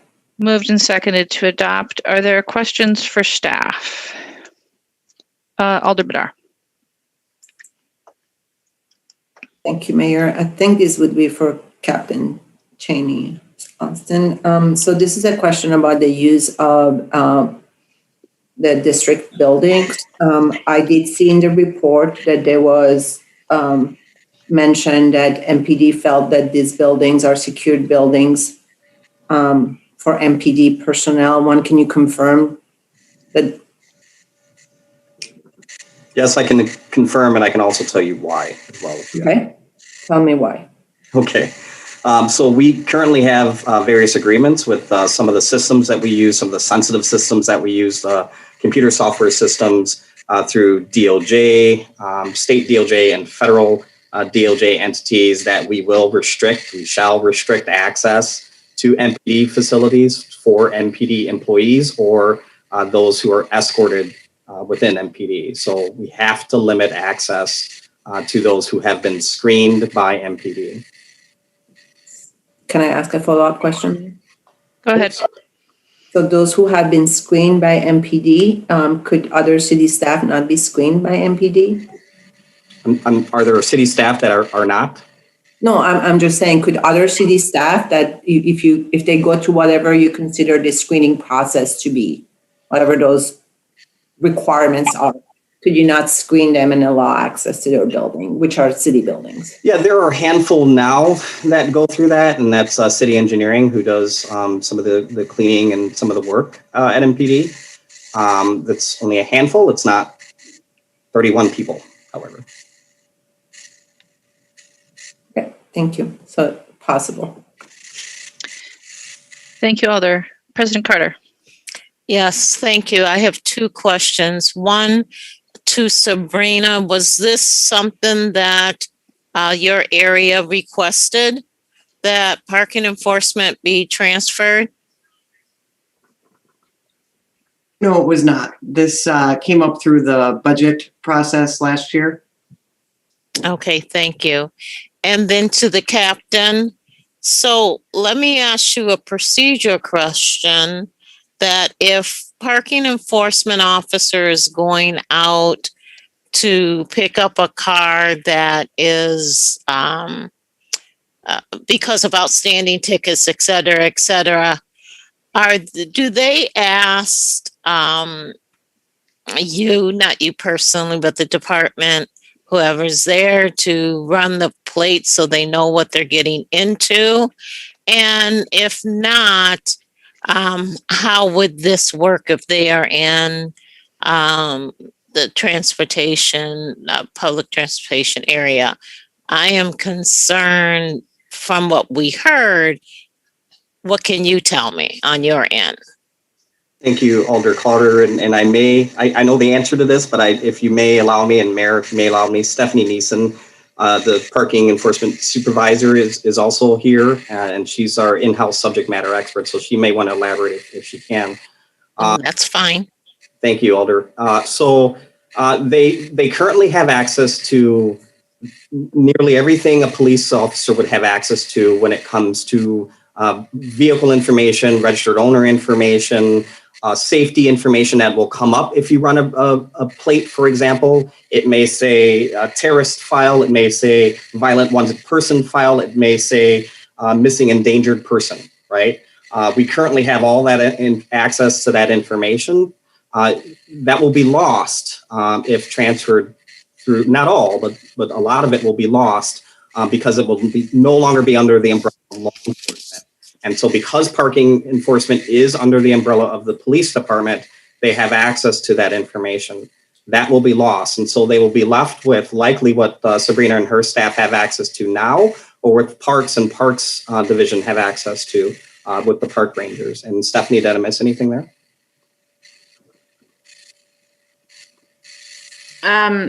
No, I don't know if they're going to have that same access. I think that's one question that's unknown. But they do run that information, so then they know the whereabouts of the possible owner, any history with that vehicle or with the driver, which then helps them prepare on how they want to proceed with the towing process. Okay. My other question, I guess, is to Stephanie. What feedback, many of the employees have spoke tonight, and my feeling is that they has spoken extremely clear on how they feel about this move. For those of us who are not in that position, we cannot put ourselves in those shoes. What have you heard from current employees about the anticipation of this? There's a lot of anxiety. Obviously, anytime you make a change like this with a lot of unknowns, it causes a lot of fear and some panic. They're very concerned about, one, safety is huge for us. We are dealing with people's cars. Sometimes their car is their home. So there's that issue of safety. There's also the concern about how will we continue to do our enforcement. So right now we enforce the majority of the time, but when we're not available, police officers will enforce it. And there's that question of, will that continue? Will we take over? who will make the decisions on how we do our enforcement, because enforcement is guided by the police department. Big concern on where will we operate out of? What will that look like? I think there's so many unknowns right now that is what is causing a lot of the fear. And in our minds, we work for enforcement goes with the police department. We both enforce the law. So in our minds, it makes sense. And I think we just haven't quite been able to see this move on how it works with parking utility. Does that help answer your question? It sure does. I might come back with a third, but I will go ahead and lower my hand right now. Thank you, Alder Harrington McKinney. Thank you. My question is for Sabrina. And Sabrina, I have two questions. One is that could you capsule the budgetary, and in a capsule, I'm asking, the budgetary considerations of switching or making this switch from police department to parking utilities? That's the first question. And the second question is, and this is an opinion question, the opinion question is, what do you think the morale will be if indeed the transfer does take place from police to parking utility? Sure. So in terms of the budget, some of the considerations, included in the report were facility space. There is, potentially a rental option that we looked at. We're also we're just beginning to kick off the design process for the Sale Street field office remodel. That's the shared offices with traffic engineering and parking. So that could be a site, potentially.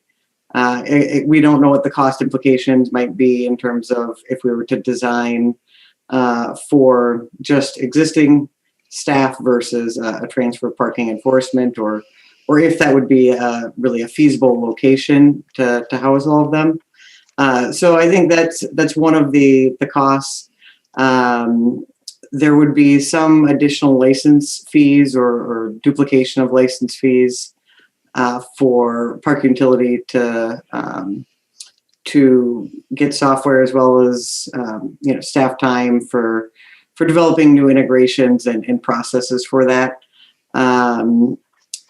There is, I'd say, a likelihood that additional staff in the parking utility would be needed to help support some of the administrative functions, whether it's IT support in hardware, as well as some of the contract management, policy, and other administrative functions and customer service.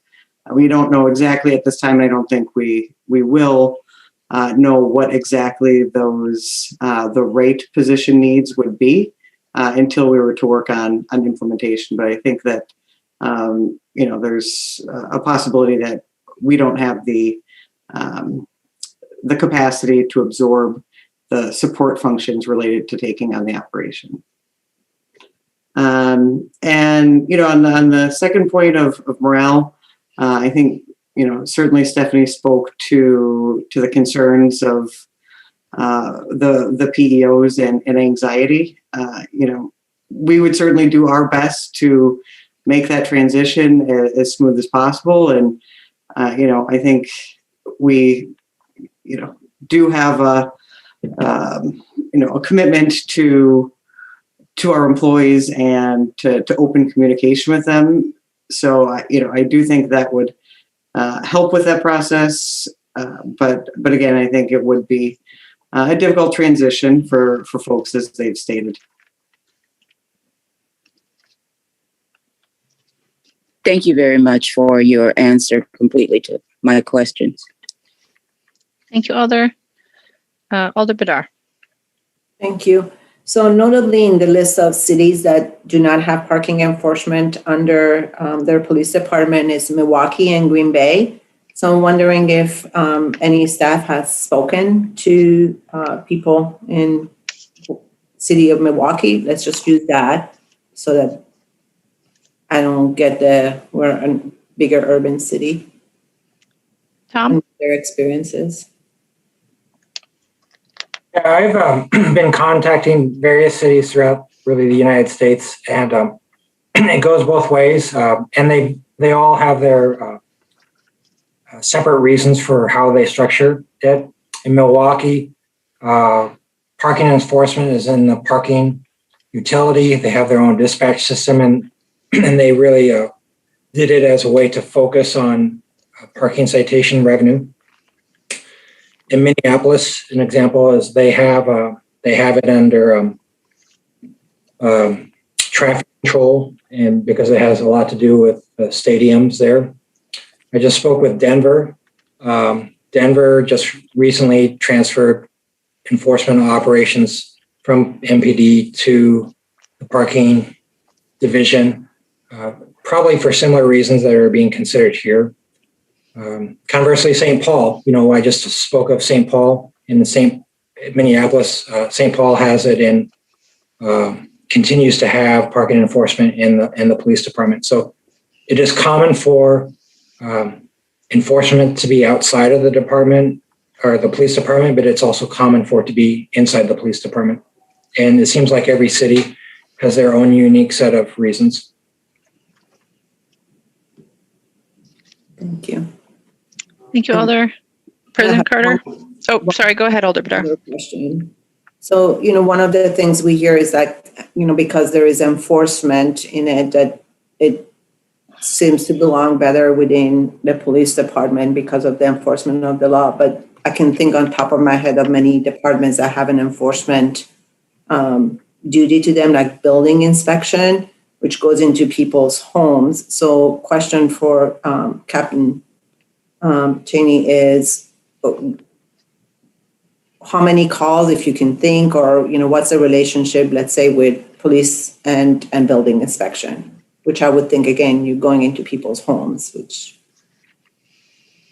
Yeah, certainly Alder, we have a relationship with, I can think of Metro, I can think of a lot of, public facing agencies that have sometimes hairy interactions, right? And so I certainly we have a relationship with, building inspection. I think to Stephanie's point, and it's something that as staff we talked about when transportation was completing the study, was that when you're speaking of somebody's car, even in the eyes of a law, it takes on a different meaning and connotation, especially when you talk about that person's sole possession that you are potentially seizing. And building inspection, I'm not certainly a pro at that, but they might not be at the level of seizure of property when they have these face-to-face interactions. And so I kind of get the correlation there, Alder, and I really commonsensical, and I can appreciate that as well. I think we're talking about different encounters. Thank you, Alder. President Carter. To Tom, so when you did your research to Denver and some of the other cities, basically, I believe you said that they all had their reasons for having enforcement where they had them, whether it was within the police department or without, whether their focus was citations, income, other words. Is that a summary of what you said? I just want to make sure I got that information correct. I think they all had their reasons. The ones that I interviewed for the report basically had enforcement in, let's say, a parking division or traffic control for many, many years, maybe decades. Recently, I've been interviewing Department of Transportations across the United States for a separate initiative that we're working on. And there have been a couple, I think Denver is the most recent, that have, let's say in the last year or two, moved enforcement to or outside of their police department, probably for, I guess I don't want to conjecture what the reasons for this initiative were. I just will say that there have been recent cities that have moved it outside of the police department. Okay, thank you.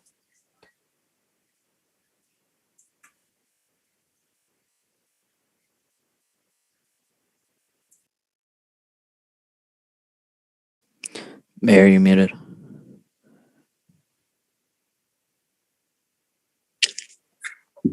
My apologies. I muted myself to ask Mary to bring me a cup of tea because it's freezing in here. So I don't see any further questions for staff. Alder Verveer. Thank you, Mayor. I do have a question or two for staff. First, I want to thank the staff team, of course, that has been discussing this for some time now and for their report. Some of you might recall that one of my concerns when we last discussed this as part of the 2021 operating budget deliberations last fall was the continued use of Dane County Dispatch and what the potential fiscal impact might be if we make this transfer. The report obviously does not give us policymakers any assurances as to how Dane County will treat this potential transfer. Alder Verveer, I can speak to that. Yes, you read my mind, Mayor. I was going to direct the question to you. So I have been assured that the department in which the PEOs are located will not have an impact on the cost. That is not to say that the county doesn't wish to have a further conversation about the cost of dispatch services in the future and how they might be structured. But I have been assured that the location of PEOs is not an issue in that conversation. So the county executive has assured you personally, Mayor, that yes, that Dane County would continue to provide dispatch services. But the outstanding issue is still the cost. Am I understanding you correctly? I don't want to misrepresent or speak for the county executive, but I think that there is some desire on the county side to look at perhaps different tiers of dispatch service. Obviously, an ambulance dispatch is a different level of urgency than a PEO dispatch. Not to disrespect PEOs in any way. Certainly an important service to the community, but an ambulance is just a different beast altogether. So, I think that on the dispatch side, there is some conversation about developing a different tiers of service and perhaps different costs for those services. But I don't think we're anywhere close to a resolution. I mean, we haven't even begun that conversation, much less being close to a resolution on it. And I think that conversation will proceed regardless of where the PEOs are located. I really don't think that the location, the department that the PEOs are in has any bearing on the conversation. I appreciate that. So it's good news that the county won't drop us. That's for sure. That goes without saying. I am concerned about our recent history of litigation between the city and the county. I realize you were not in office then. And you have a better relationship, to be sure, between the different ends of the fourth floor of the city county building, by all accounts. So I appreciate that comfort very much. I will state that the state statute, does not include parking enforcement in the statutory language relating to dispatch services. So that does leave me a bit concerned from a legal perspective. But to follow up then on the fee structure question, Mayor, are you saying that currently where the county property tax levy paid for by all county residents, including, of course, City of Madison residents and property owners, that currently funds dispatch for city services, might now have a fee structure for a variety of city dispatch related functions. Alder, I think that would be a bridge too far on this conversation. I think that there are some ideas floated internal to the county about ways in which they would like to proceed. We have literally had one conversation about this, and that lasted 5 to 10 minutes between myself and the county executive. I'm sure there have been additional conversations internally, but I wouldn't even characterize it as a proposal at this point. Yeah, I understand that. Thank you. Well, I hope that the county obviously doesn't go that route. Well, and obviously we would have some strong opinions about that if it comes to it. Absolutely. Thank you. I appreciate that. If I could then ask a question of MPD, I guess this would be to Captain Cheney Austin. So Brian, could you currently explain how, and obviously Stephanie can also address this if more appropriate, or both of you could, but could you explain to us how parking enforcement services are currently handled in the overnight hours, and how that would change, if any, with this transfer? I know that it's roughly between 12:30 a.m. and 6:30 a.m. that uniform MPD officers provide parking enforcement services to our community. Can you elaborate on that and how that would change or not in the future?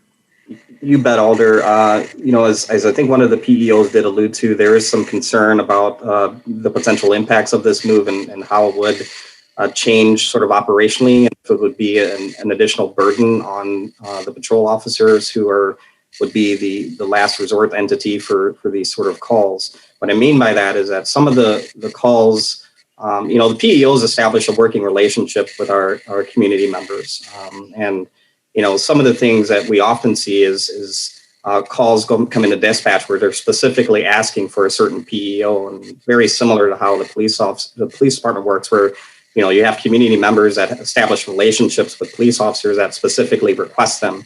When they find out that they're not working, they'll say, "I'll call back when they're working." The same applies for parking enforcement often, there are cases in which a parking enforcement officer has been working on an issue of, say it's a neighbor trouble regarding, ongoing parking dispute over, a city on-street parking issue, where, that parking enforcement officer has been problem solving with that complainant, for example. That might be something where the parking officer has made an agreement that says, listen, this is something that I will help you address. I've been working with this. I'm familiar with it. Police officers are busy with the few officers that are working during the night shift that are busy addressing higher priority calls. If this is something that can wait in the morning or when I'm back on shift, that's great. If it's urgent and it's a safety issue, obviously call the police department. But that said, Alder Revere, I think you know very well there may be several instances in which we might not be able to certain calls, given the calls for service happening on that shift, or the type of prioritization that the police department is focusing on based on what's going on that day. So the answer to your question is that it depends. We might be able to still service calls as we have been once the PEOs are gone for the day, if they're not in operation from 12:30 a.m. to 6:30 a.m. But we know that there are several calls that don't get called in because they know that they are going to continue to work with that particular PEO. Can that continue? Yes, but I think that what's going to happen, I suspect, is that they're going to pick up the phone, and if the operational missions are different because parking utility has their own operational prerogative. We try all to be Team City, of course, but the police department is on a mission, and we have our focus and we have our prerogative of where we would like to direct PEOs and respond to different community complaints that we get versus parking utility that aren't always shared together. That's that burden may fall more heavily on police. And we unfortunately, no guarantees, but we unfortunately might not be able to service those calls. That sort of answered. And Stephanie, did I miss anything there? No, the only thing I'd add is, so parking enforcement officers work off of a separate parking enforcement system. Patrol officers are still writing paper tickets. So we run into this now, where, the officer will get the call in the middle of the night and try to address it the best they can. But sometimes it's done incorrectly, or it's handled differently than we would, I guess, in parking. So there's some miscommunication. Right now, we can kind of, it's easier for us to work together on some of these issues. I don't know what that would look like if we move. I don't know if there would still be that line of communication, because you wouldn't be working directly in the districts with those officers. There's a lot of police officers, so getting to know all of them is pretty difficult. So that would be one concern I would have, is that there would be more of a miscommunication on how to handle certain situations in certain areas. Thank you both. To be more specific on this note, my concern is reduced services to the community potentially in the overnight hours without perhaps having the robust opportunity of in-house training and services as it relates to parking enforcement. So can you assure us that if indeed the transfer is fully in effect, that patrol officers would continue to respond to dispatch if, for example, illegally parked car is blocking a driveway of a resident who needs to leave in the overnight hours? Can you reassure us that those overnight calls for service will continue to be handled efficiently by patrol officers, and that they would be fully trained and so forth to be able to continue responding as they currently are?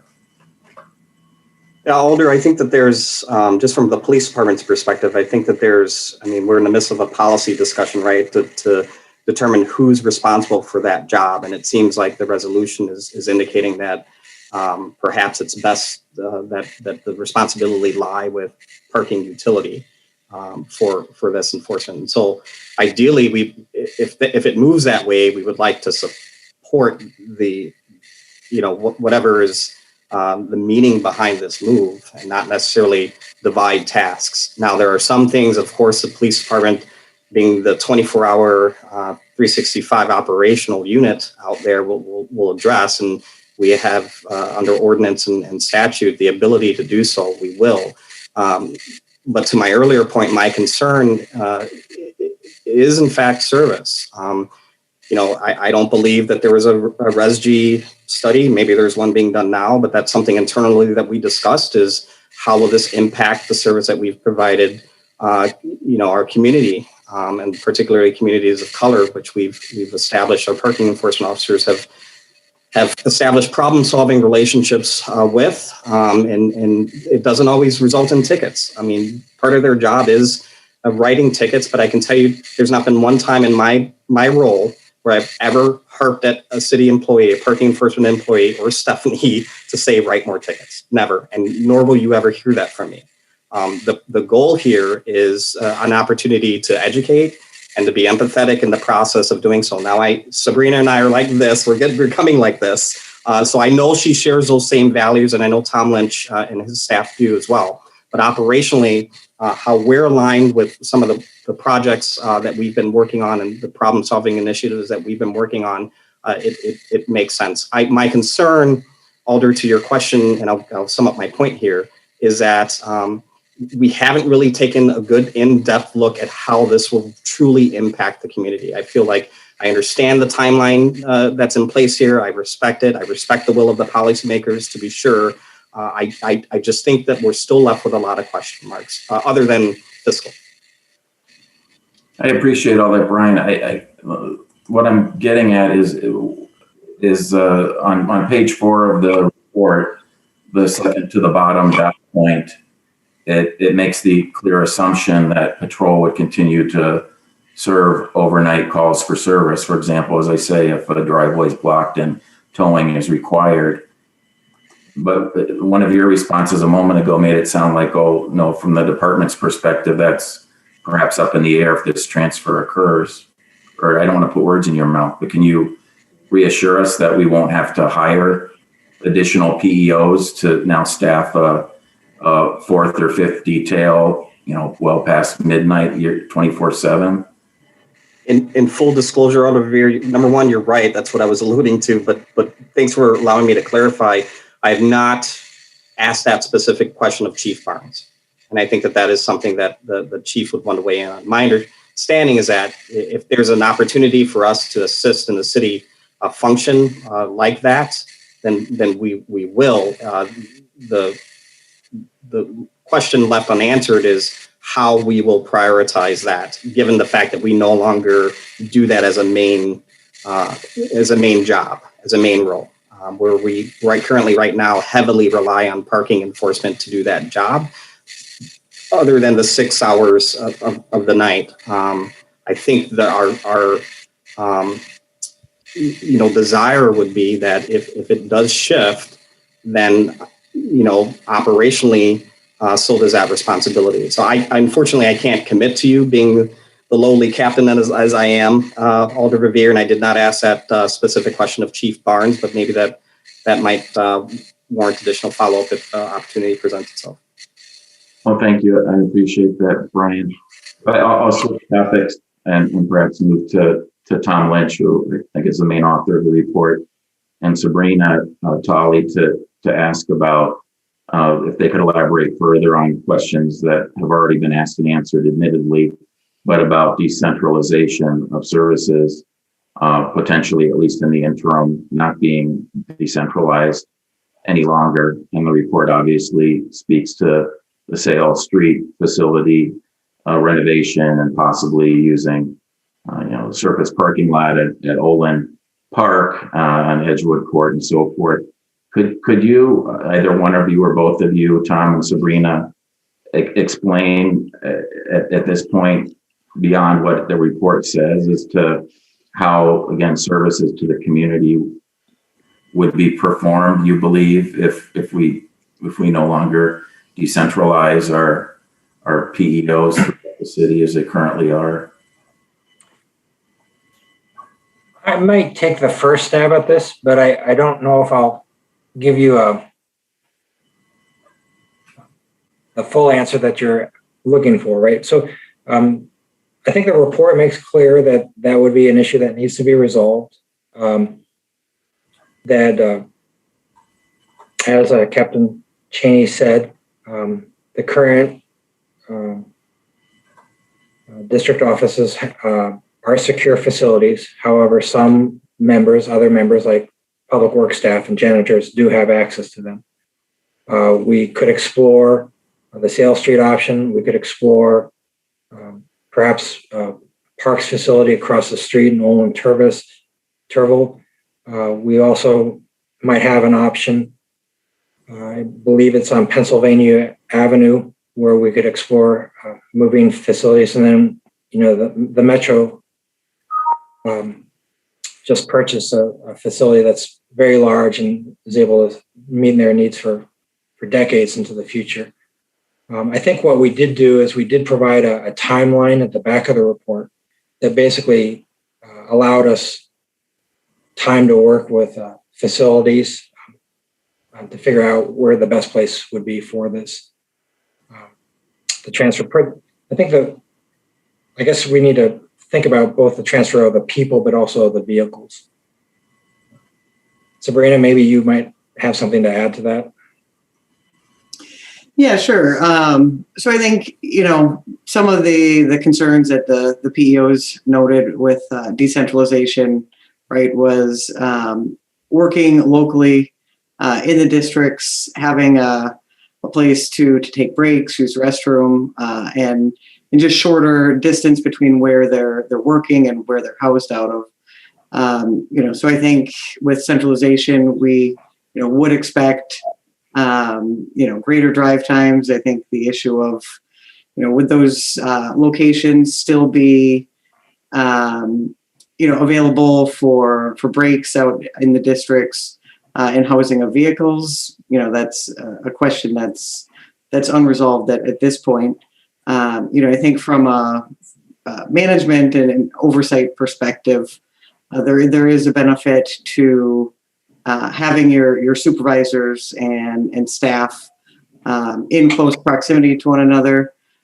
With all of our staff centralized, I would think there could be a benefit with a central location versus keeping them at the districts.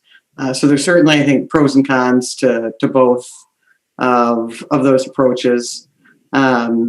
And, in discussions with Stephanie about how those assignments might still remain in terms of people being assigned to consistent areas that they are able to become familiar with and keep those connections with the community, that we would likely frame a similar, they may not be exactly around areas of the police districts, but that we would still likely try to keep folks with consistent enforcement areas so that those could remain in some of those, that familiarity and connection to the area.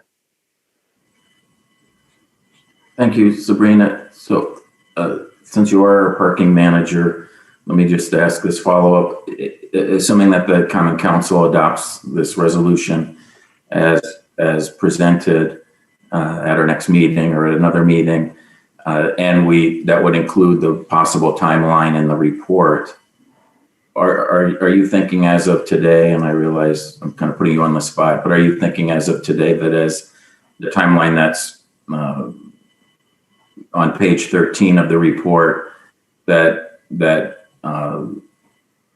kind of implies that in 2023 these 31 individuals today would be relocated to Sales Street? Is that something that you think is likely, or do you think that the parking division would try to work hard to keep the decentralized services and try to find other locations, including, as we've heard, some of my colleagues argue that the MPD really should be pressed to keep their district stations open to PEOs, no matter if they're considered MPD employees or parking division employees. Yeah, I mean, in terms of a timeline, I think the 2023 timeline is kind of a realistic estimate on completing that work. We discussed that there would likely be an implementation team formed, and there are a lot of complexities in terms of IT and just systems that are currently integrated throughout police department, and sorting out a number of those items and responsibilities with regard to contract management, software, servers, and who's maintaining some of those, whether those would be shifted from IMAT or under the responsibility of park utility or city IT. So those are, I think, some of the things that we would begin looking at initially. And I don't want to provide, I guess, an answer for certain on whether decentralization versus centralization would be the preference, or commit to what that model would look like. I think we don't know at this time. I appreciate that. Thank you for your response, and thanks to everyone for their responses. Thanks, Mayor. Thank you, Alder. Are there any further questions for staff on this matter? All right, seeing none. Motion is to adopt. Is there discussion? Seeing no discussion, is there objection to recording unanimous vote in favor of adoption? President Carter? You're muted, President Carter. Please record me as a no. Record President Carter as a no. Alder Revere? You know what? Let's just go through a roll call because there's enough of you waving at me. Mayor, I wasn't quick enough to raise my hand in terms of your request for discussion. I'm actually surprised there's no discussion. All right. Is there any objection to allowing Alder Revere to go back to discussion? I think Alder Harrington McKinney would like to as well. So Alder Revere and then Alder Harrington McKinney. Well, thank you, Mayor. So first, I want to again appreciate all the work done by staff preparing the report for us. I also very much want to appreciate the high level of concern expressed by the vast majority, if not all, of the over 30 employees that currently work in parking enforcement for our community. Change is obviously exceedingly difficult. You know, when this was rolled out a couple of years ago, came as quite a shock to the PEOs at the time, in that it came through the executive operating budget document before our human resources staff had the opportunity to share this concept with the affected employees. And so I'm relieved that we've had this time now to talk about this further, not only the policymakers, but moreover, the affected employees and their labor association, Local 6000. As again, many of you probably recall, I have been a skeptic of this transfer over the years and have said as much as part of our committee budget deliberations. It's not because I don't want to reimagine public safety. Believe me, I do. And I totally get the main motivation from my friends and colleagues that are supporting this transfer of services, this is all seen as part of reimagining public safety. I get that and appreciate that. I do want to state on the record, however, that I don't believe that there's anything broken with our current parking enforcement. You know, if our parking enforcement officers, for example, are armed with weapons, that would be another situation where I could see widespread concern in the community. Additionally, we've also, as we all know, transferred almost all of the fiscal cost of parking enforcement to the parking utility under our current budget, and we've done that over the last couple of years. So there's no cost savings here, and since we are the Finance Committee, I do believe that the report, and I do appreciate, again, the detailed report very much, but the report just emphasizes, in my estimation, the extreme number of unknowns as it relates to financial impact of this transfer, both on our operating and capital budgets, both short and long term, and additionally provides unknowns in terms of the level of service currently provided to our community. So I just want to state in closing that I very much support the continued conversation about this transfer. In effect, in the budget document, we've already gone on record supporting this transfer, subject to the resolution that's before us now being adopted by the council. This, I think, is a much closer question than it was, say, last fall with our budget deliberations, where there were tons of unanswered questions. I still believe that there are unanswered questions and unknowns, as I say, as it relates to the fiscal impact. Some of my concerns have very much been addressed by staff research and in the report, and I'm very satisfied by that. I'll just name one, and that is whether or not we have the statutory ability for the PEOs to continue to cite for all the current offenses and tow and that sort of thing, which was an unknown previously. So with that said, I think this is a difficult question. It's almost a Solomon's choice, if you will, but I will be voting no this evening, not because I don't want to continue the critical question of reimagining public safety and allowing for the transfer of parking enforcement out of the police department someday. But because I think the resolution, although it doesn't set a firm timeline for the transfer, does imply that the transfer is a done deal. So anyway, I just wanted to explain my vote on this. It's not an easy question for me whatsoever. There's arguments on both sides, but in the end, I do come down on the side of supporting the affected employees and standing in solidarity with them because these questions still remain outstanding in my again opinion.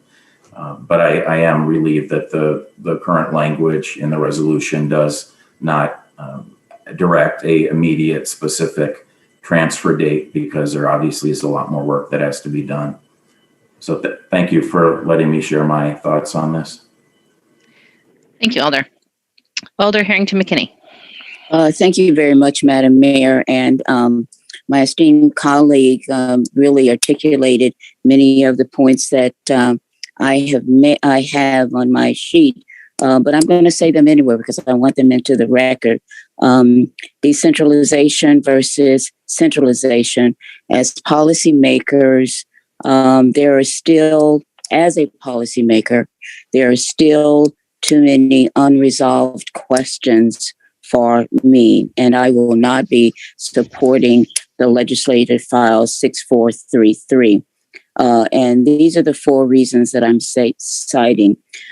Parking utilization and operational functionality versus pressures to shift funding from the police budget is a priority, but in this space should not be the priority that I'm looking at. The current system works. There's been no strong system guarantee that these changes, when applied, will work. Other cities have been cited, and they have their reasons for how and why these decisions were made to transfer or maintain the parking utilities within the framework of their decision. But I was listening to the employees, and we heard employees that were committed to serving the community, long-term city employees that were bringing the best of what they have to city work. That spoke highly for me. And there, with the unknowns, as I said, I have to side with the employees in terms of our readiness to make a decision as outlined in this resolution 6433, and I will not be supporting it. Thank you, Alder President Carter. Yes, and I agree with both Alder Revere and Alder McKinney. I have said that I would not be supporting this. I'm basing it on the points that they made, but also listening to the employees. And although we're policymakers, we also have to have compassion for public workers. And they spoke clearly, they spoke effectively, they spoke compassionately on why they felt that they should remain under the MPD umbrella. And also, when Sabrina talked, it's not something that Sabrina asked for. When Garfield spoke eloquently on what he has to deal with on a daily basis, Mr. Schaefer spoke. I think that we have to really think about what looks good on paper, absolutely looks good. But we also have to walk in their shoes. We have to be open-minded. And even though we might want to realign MPD, we don't realign it at the detriment of our public workers. And many of you don't work for government, so I'm talking from the heart. I'm a public servant, and we want to be heard as public servants. And what I hear in this resolution is, we don't hear you, but this is what we're going to do. And I am not going to be supporting this. Thank you. Thank you, Alder Furman. Thank you, Mayor. I take the feedback from the employees that we've heard from this evening and throughout this process incredibly serious. I think the report took that feedback fairly seriously, and I don't believe that any of these changes. Obviously, none of these changes are going to happen overnight, and I think there's plenty of opportunity to make sure we do this right. But for me, I think we ask our police department to do way too much, and this is an incredibly easy and great example of moving towards a public safety system where we're not asking the police to do everything. I don't believe the parking enforcement officers belong in the police department. I think there are a lot of other functions that we ask our police department to do that we will be looking at over the next few years to move away from the police department. This is an easy place, and that does not. I don't say that to minimize the feedback that we heard tonight, but I do believe all of it is addressable. All of it has been heard, but it's time to do this. It's time to show that we're serious about reimagining public safety. Thank you. Thank you, Alder. President Carter, did you wish to speak again, or is your hand still up? Okay. Is there further discussion on the item? Seeing no further discussion, I'm going slowly just in case. Seeing no further discussion, we'll come to a vote. The motion is to adopt. All those in favor, aye. Those opposed, no. As your name is called, and I'll ask Dave to call the roll, please. Alder Carter. No. Alder Bedar. Aye. Alder Verveer. No. Alder Campbell. Aye. Alder Harrington McKinney. No. Alder Furman. Aye. Mayor Rhodes Conway. Aye. Mayor, that's adopted. Thank you. All right, we will move on now to item 15, which is Legistar 63920, the substitute, which is amending the 2021 capital budget in CDD regarding a men's homeless shelter to accept and appropriate funds from Dane County and authorize the execution of a purchase and sale agreement. We have a number of registrants. So we will start with Mick Conrad of Zaire Road in opposition, to be followed by Guanming Shi. Good evening. The physical note in your packet states, quote, the estimated cost of the property acquisition is $2.6 million plus an estimated $400,000 for environmental studies, closing costs, and architectural engineering services to prepare plans for the renovation, conversion of the site to a permanent men's homeless shelter. No additional city appropriation is required. What the fiscal note fails to account for are the additional costs the city will incur to construct the new men's homeless shelter. The city's engineering department estimates the acquisition and construction costs for the new home for the men's homeless shelter at $10.5 to $10.6 million, according to city staff member Lynette Rhodes. That's an increase of 75% above the city's budgeted funding of $3 million, along with the county's funding commitment of $3 million. I ask you, where will this additional $4.5 to $4.6 million come from? How does the city plan to pay for the actual construction of the men's homeless shelter? I really appreciate the council recognizing a need to assist men convicted of sex offenses with shelter at the men's permanent homeless facility. Some men come to a shelter because other housing options are simply not available to them. These men need a place to stay that won't cause them to violate state or local sex offender residency laws. I assume this is why the city required in its threshold site selection criteria that the men's homeless shelter site must be, quote, greater than 1/2 mile from school or daycare, end of quote. The 2002 Zire Road site falls within 1/2 mile of this threshold. First, the 2002 Zire Road site is 1/5 of a mile from a planned 15,000 square foot daycare facility at 2102 East Springs Drive. The city gave its official conditional use approval for this daycare facility on August 15th of 2019. The daycare facility will serve 100 children. Bear in mind that many of these children will come from low-income families. Second, currently there is a daycare facility at 2255 Independence Lane. This daycare is less than 1/2 mile from 2002 Zire Road. Put simply, the 2002 Zire Road site doesn't meet your own site selection criteria. Please choose a site greater than 1/2 mile from school or a daycare. Wisconsin law requires certain sex offenders to stay at a residence not less than 1,500 feet from any child care facility. The 2002 Zire Road site would be off limits to this class of sex offenders by being only 1,081 feet from the daycare at 2102 East Springs Drive. I ask you, does the city have a plan in place to assist these men as well? How does the city plan to finance this additional men's facility? Your site must be, quote, greater than 1/2 mile from school or daycare, according to your own site selection criteria.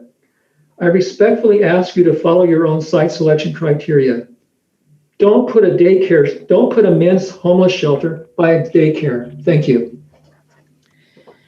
Thank you. Our next tradition is Guanming Shi of Zire Road in opposition, to be followed by Terrence Wall. Okay, can you hear me? Yes.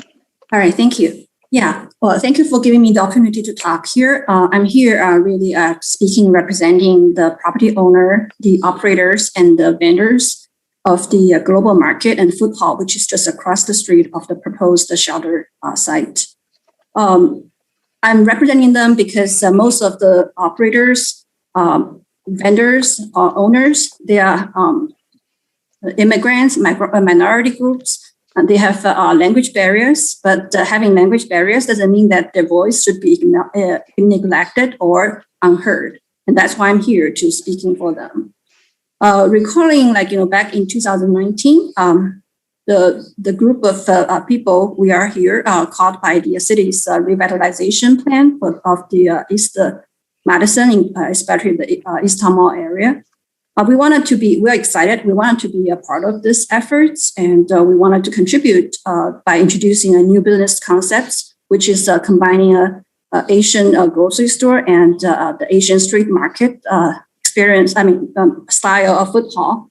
We're hoping that by doing this, we could provide employment opportunity to the disadvantaged labor force, mostly in the minority group, who are suffering from a language barrier in the job market.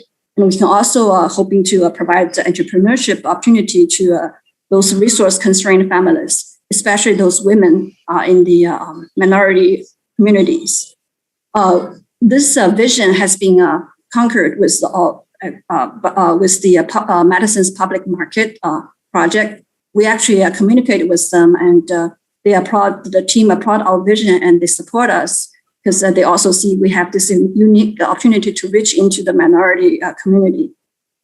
So we did make this happen with our efforts and the support of all those, the community, and we had provided employment to Asian, South Asian, the Latino, Hispanic communities, and we had in our vendors, we had those. Mostly women from Cambodia immigrants family, from a Hmong's family, from Singapore, from Chinese immigrant families. And indeed, we believe this could be a win-win situation for all. Of course, the COVID-19 has made things very difficult for all of us, especially for the food service sectors. We had been working really hard to try to keep going. And I don't need to mention all the hardship because of the COVID, and because that's something that we all face with. We just have to look forward to the future, or see the end of the tunnel. But we do notice that during this hardship, there was a increasing incidence of criminal things, including like shoplifting, break into the cars, into the parking lot, robberies. I actually have to point it out that many of the people there, the operators, vendors there, they were actually saying that they were afraid to call police because they have this language barrier. They just don't know how to explain things. And so I'm just trying to say that they are very vulnerable. And what they can do, or what they have been doing, is just have to squeeze out extra dollars to install additional safety doors, additional safety devices, surveillance cameras, and also taking extra cautious steps, especially for those female workers when they finish their working at the end of the day, try to protect themselves. Indeed, all the peoples there, we are kind of... If you could wrap up, please. Sure, yeah. So basically, what we are trying to say here is that we feel very, very shocked, and we feel just desperate. And when hearing about this proposal, indeed, this is really feeling like this project was kind of killing the hands that can lay eggs to feed the hungry, including the shelter project itself. It just doesn't really belong to this supposed to be an entertaining, relaxing shopping area. We heard that the mega plan developer, they are dropping the ball. If the proposed shelter project is going to happen, we would, if we could, if we can go back to 2019, we could to make this same decisions. But we got stuck here, and I can only tell you that we feel angry, we feel betrayed, and after all, we feel hopeless, vulnerable, and helpless. Thank you for listening. Thank you. Our next registrant is Terrence Wall of Middleton in opposition, to be followed by Bob Schaefer.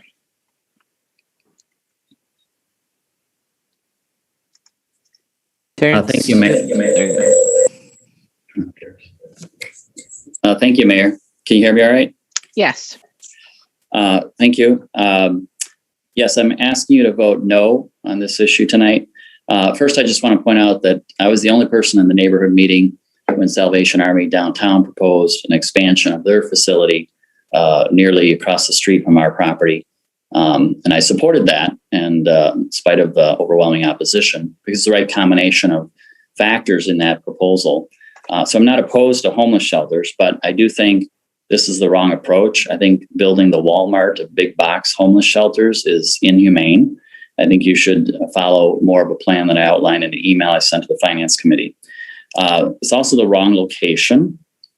As Alderperson Mike Revere knows, I've been working for 31 years to build and improve District 17, in spite of overwhelming economic odds against that.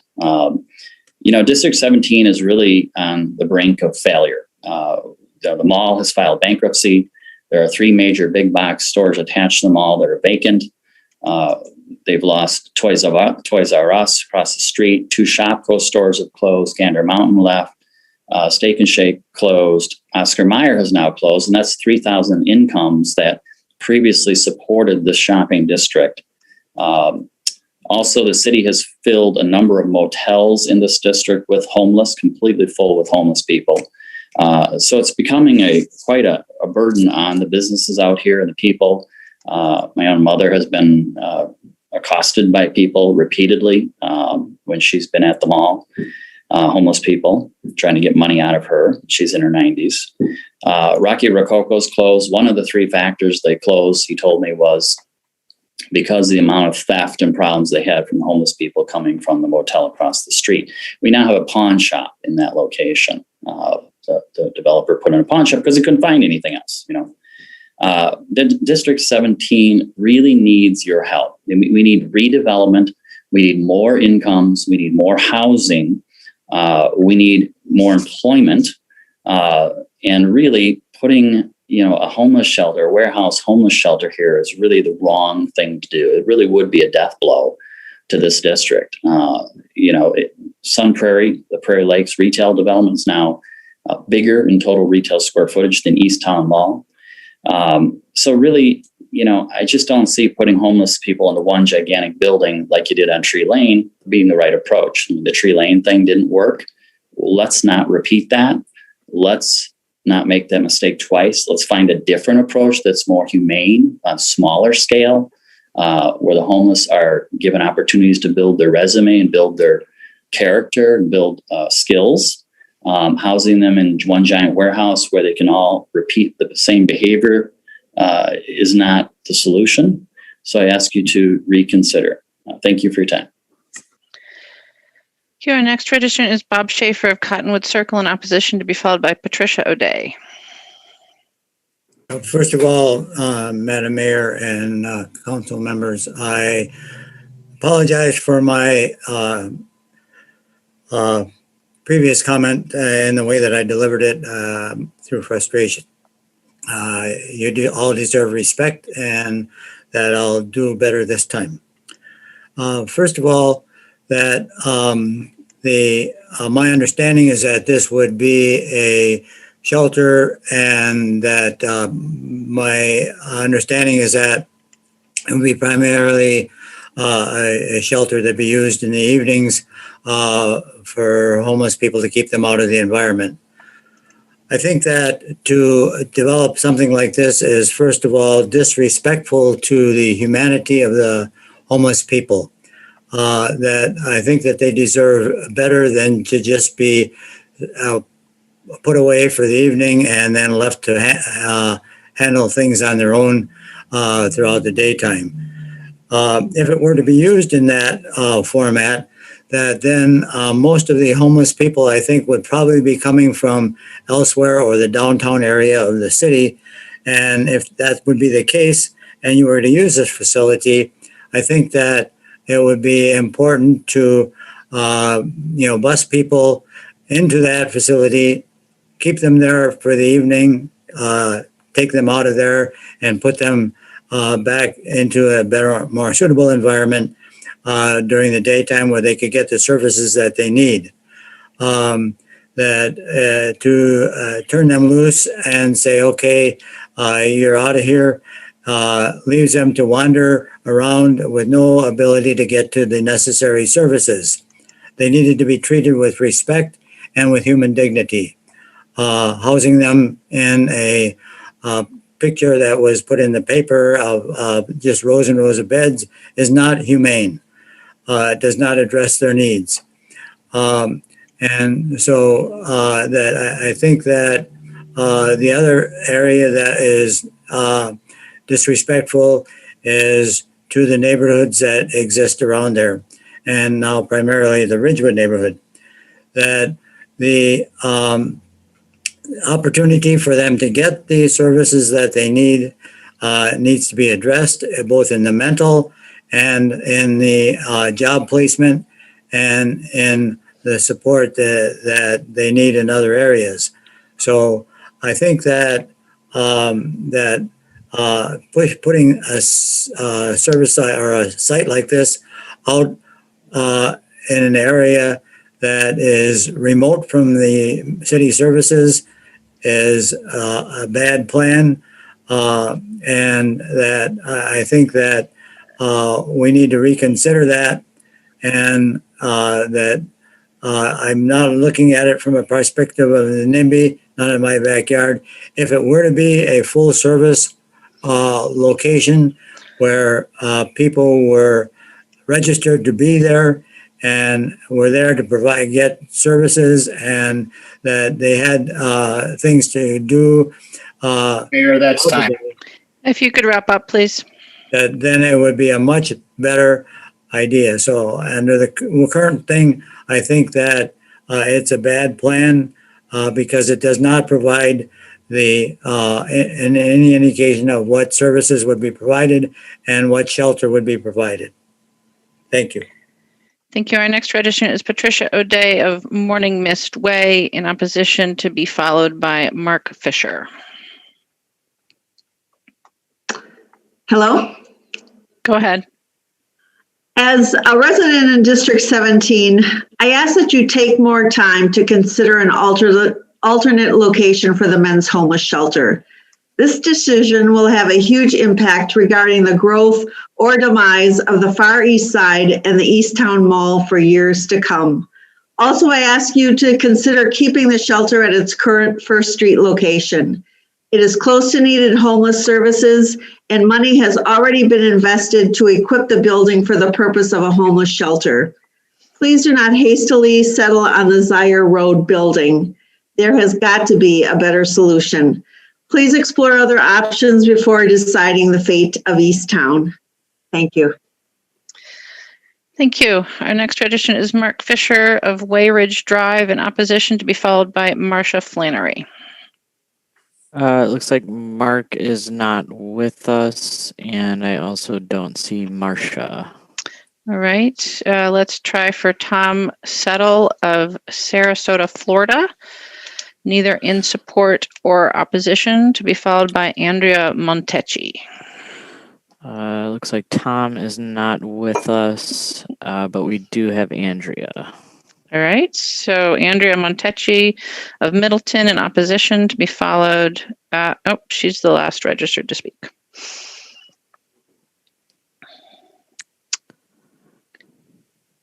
Go ahead, Andrea. You look like you're unmuted on our side. You may be muted on your side.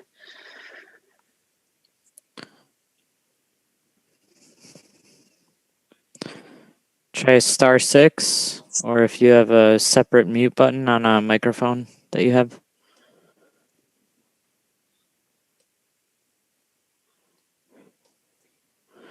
Okay.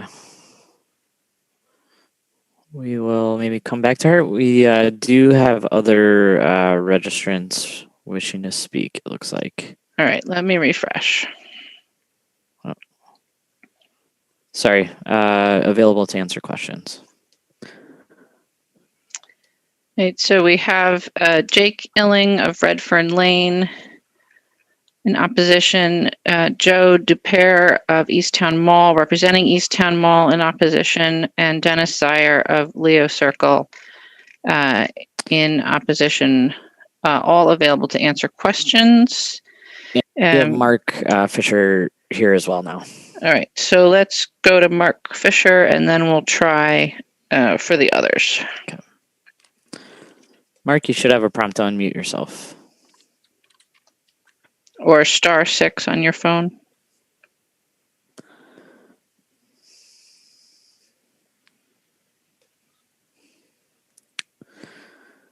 Okay.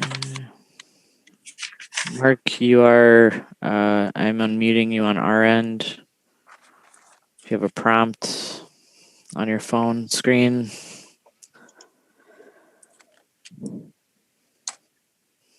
Okay. Looks like we're not able to get Mark.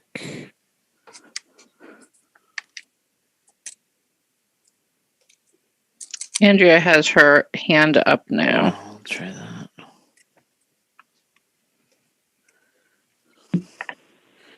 Yes, this is Andrea Montecchi. Can you hear me?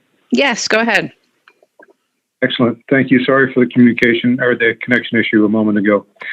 I am a business owner with locations on both the east and west side of town. The east side there on Zaire Road, this came to our attention, and we joined the call a couple weeks ago with the council. I am in opposition. The business that I own and operate there on the east side of town is a salon suites concept, and as a result has about 80% of my direct customers are women, and they work alone. And their clients are about 80% women who come to appointments alone early in the morning and through late in the evening. I understand that the homeless situation is a difficult situation, but that presence of homeless men in that proximity will shutter my business. And each location is about $1 million. There is no way that we can support that. During the discussion on the last council meeting, the topic of the presence that occurs. We already have drug paraphernalia, trash. People don't feel comfortable walking to their cars in the evening. That will only be exacerbated. And as Captain Gary during that highlighted comments, the pandering, the follow-ups, the presence are not legally illegal, and their ability to enforce law regarding that is limited. Plus, we have one police officer, one car assigned at any time during a shift. That presence will be crushing to local businesses in the area. So I'm asking the Finance Committee and the Council to vote against this. There must be better ways, and personally, I believe that the smaller, more local facilities provide a better service than warehousing large numbers of homeless men. That's what I have to offer. Thank you. It looks like we have Patricia O'Day in the attendee list now.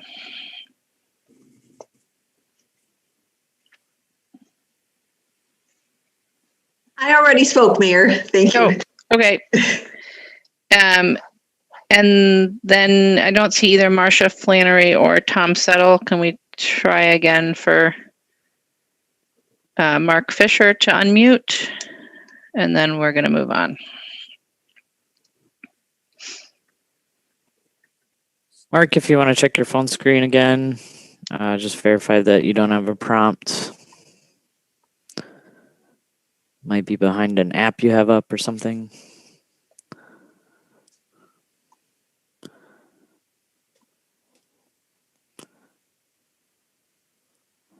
Yeah, looks like we might not be able to get him. All right. Well, if any of the folks who were not able to get to want to email the committee, you can do so at financecommittee@cityofmadison.com. So any questions for any of our registrants tonight? Alder Balde?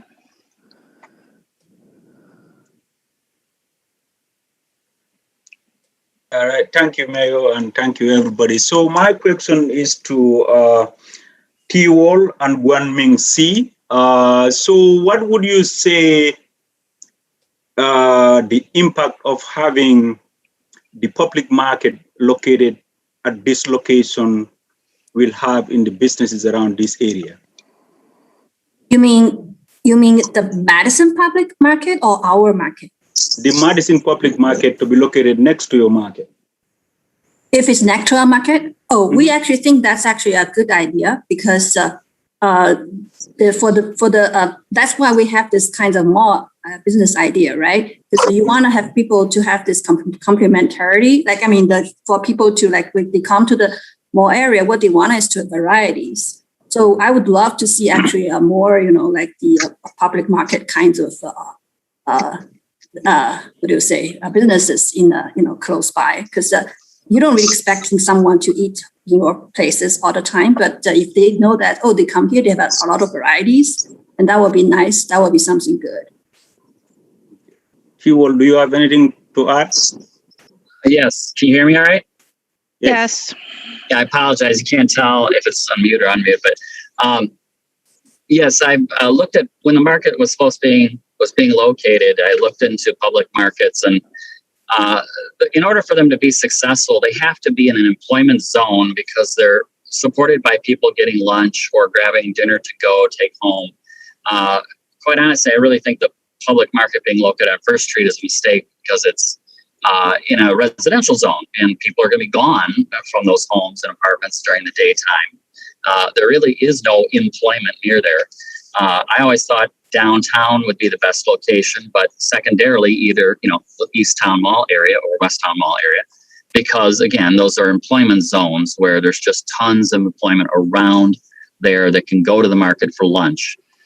So I think yes, we need something like that to kickstart this district. Thank you. All right, thank you. Mayor, that was the only question I have. Thank you, Alder. Are there any other questions for the registrants? All right, seeing none, we need a motion, President Carter. Move to adopt. Is there a second? Second. Moved and seconded to adopt. Are there questions for staff? Alder Balde? All right, thank you, Mayor.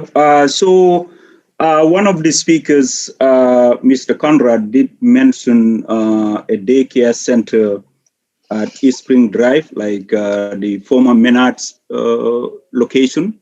As the older person, I know this daycare is real. So I would like somebody to speak to that and how it relates to, either state or federal guidelines with regards to how far a homeless shelter can be away from a daycare.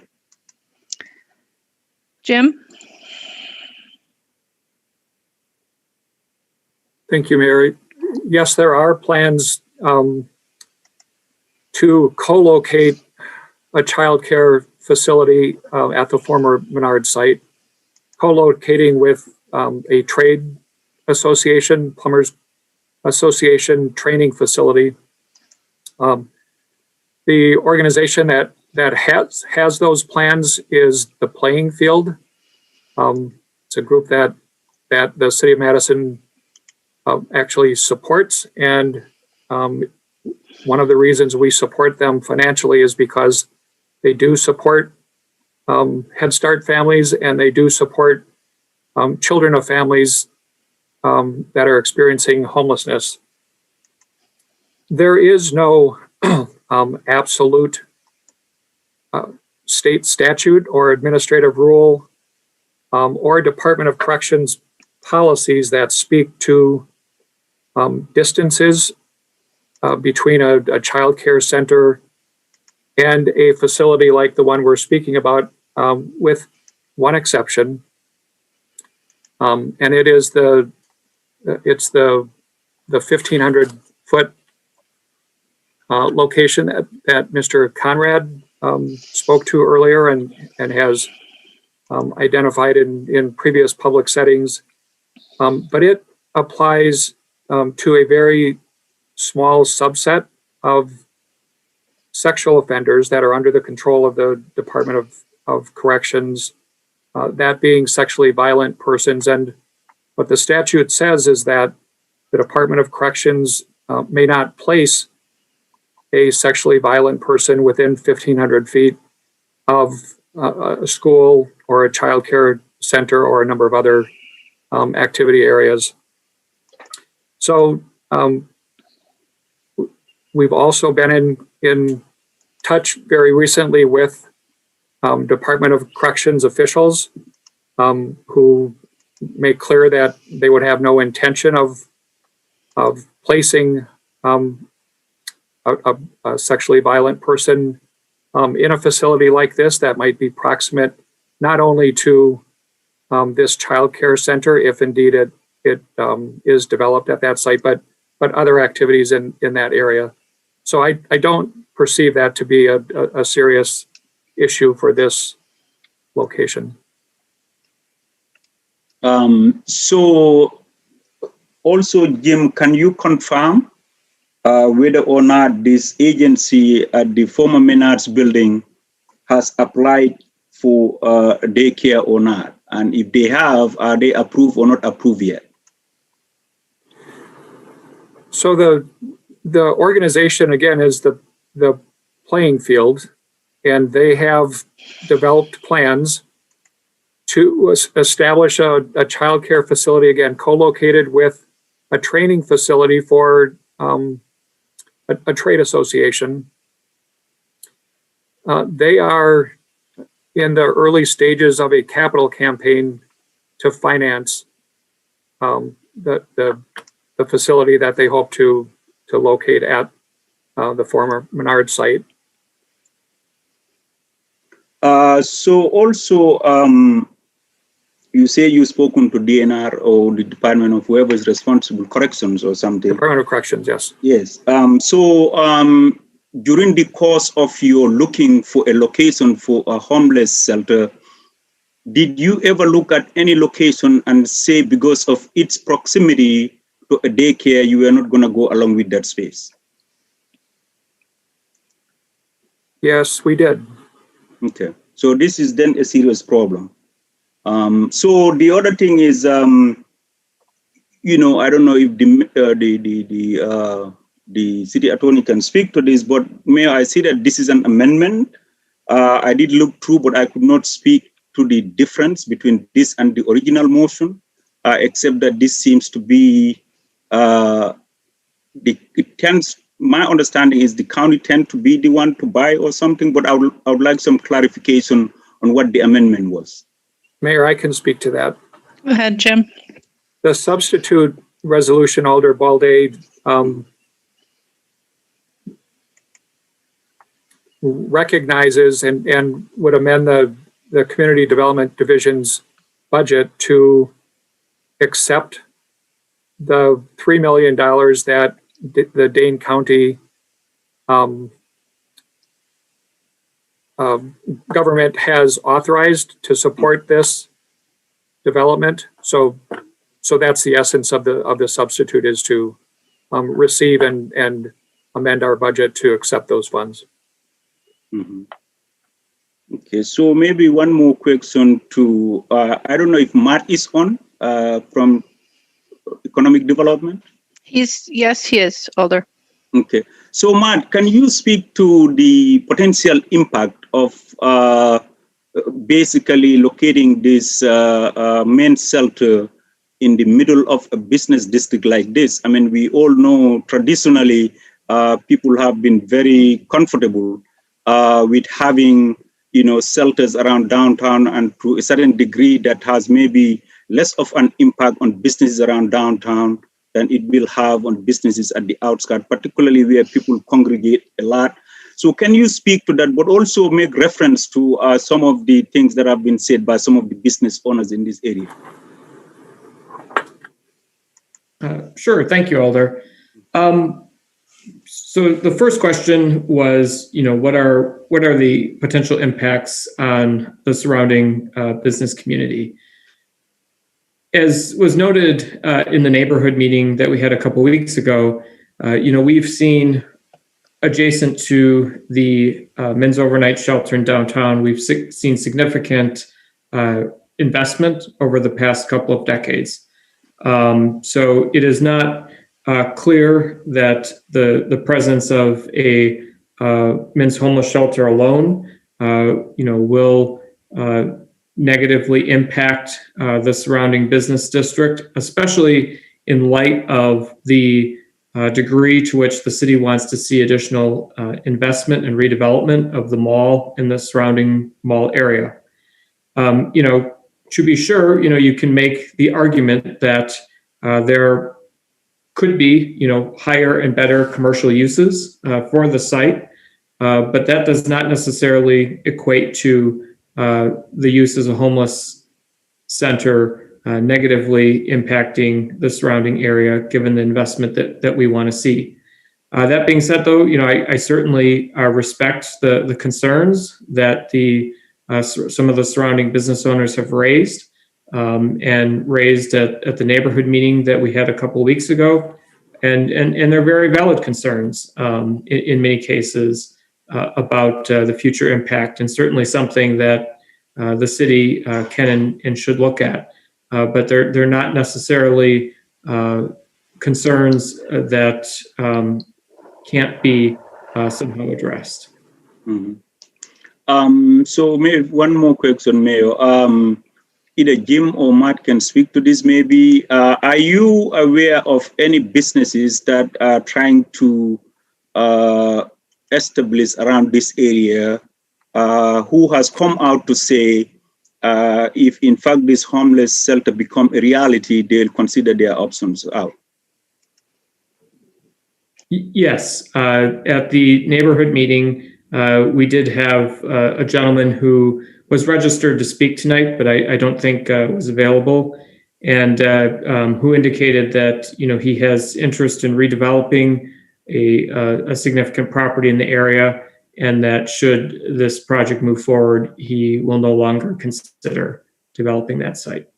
Do you know of any other businesses who may have not testified but are still working to do something around this area? Well, this particular gentleman did not testify tonight, no. Yeah, but you said he testified at the neighborhood meeting. Do you know of any other business that is planning to come to this area, and probably, even if they are not holding, they're not depending on whether they sell to come, but do you know of other businesses that are planning to develop around this area, whether they are for housing or for something else? I have not heard from anyone that hasn't testified either at this evening's meeting or at the neighborhood meeting. So I'm not aware of other individuals outside of these individuals. Okay, thank you. Thank you, Mayor. Thank you, Alder. Alder Verveer is next. Thank you. I think these questions are for Jim, but certainly Matt can add any information that he has. So first, thanks to all of the city staff that have worked so hard on this from both of your organizations, Jim and Matt.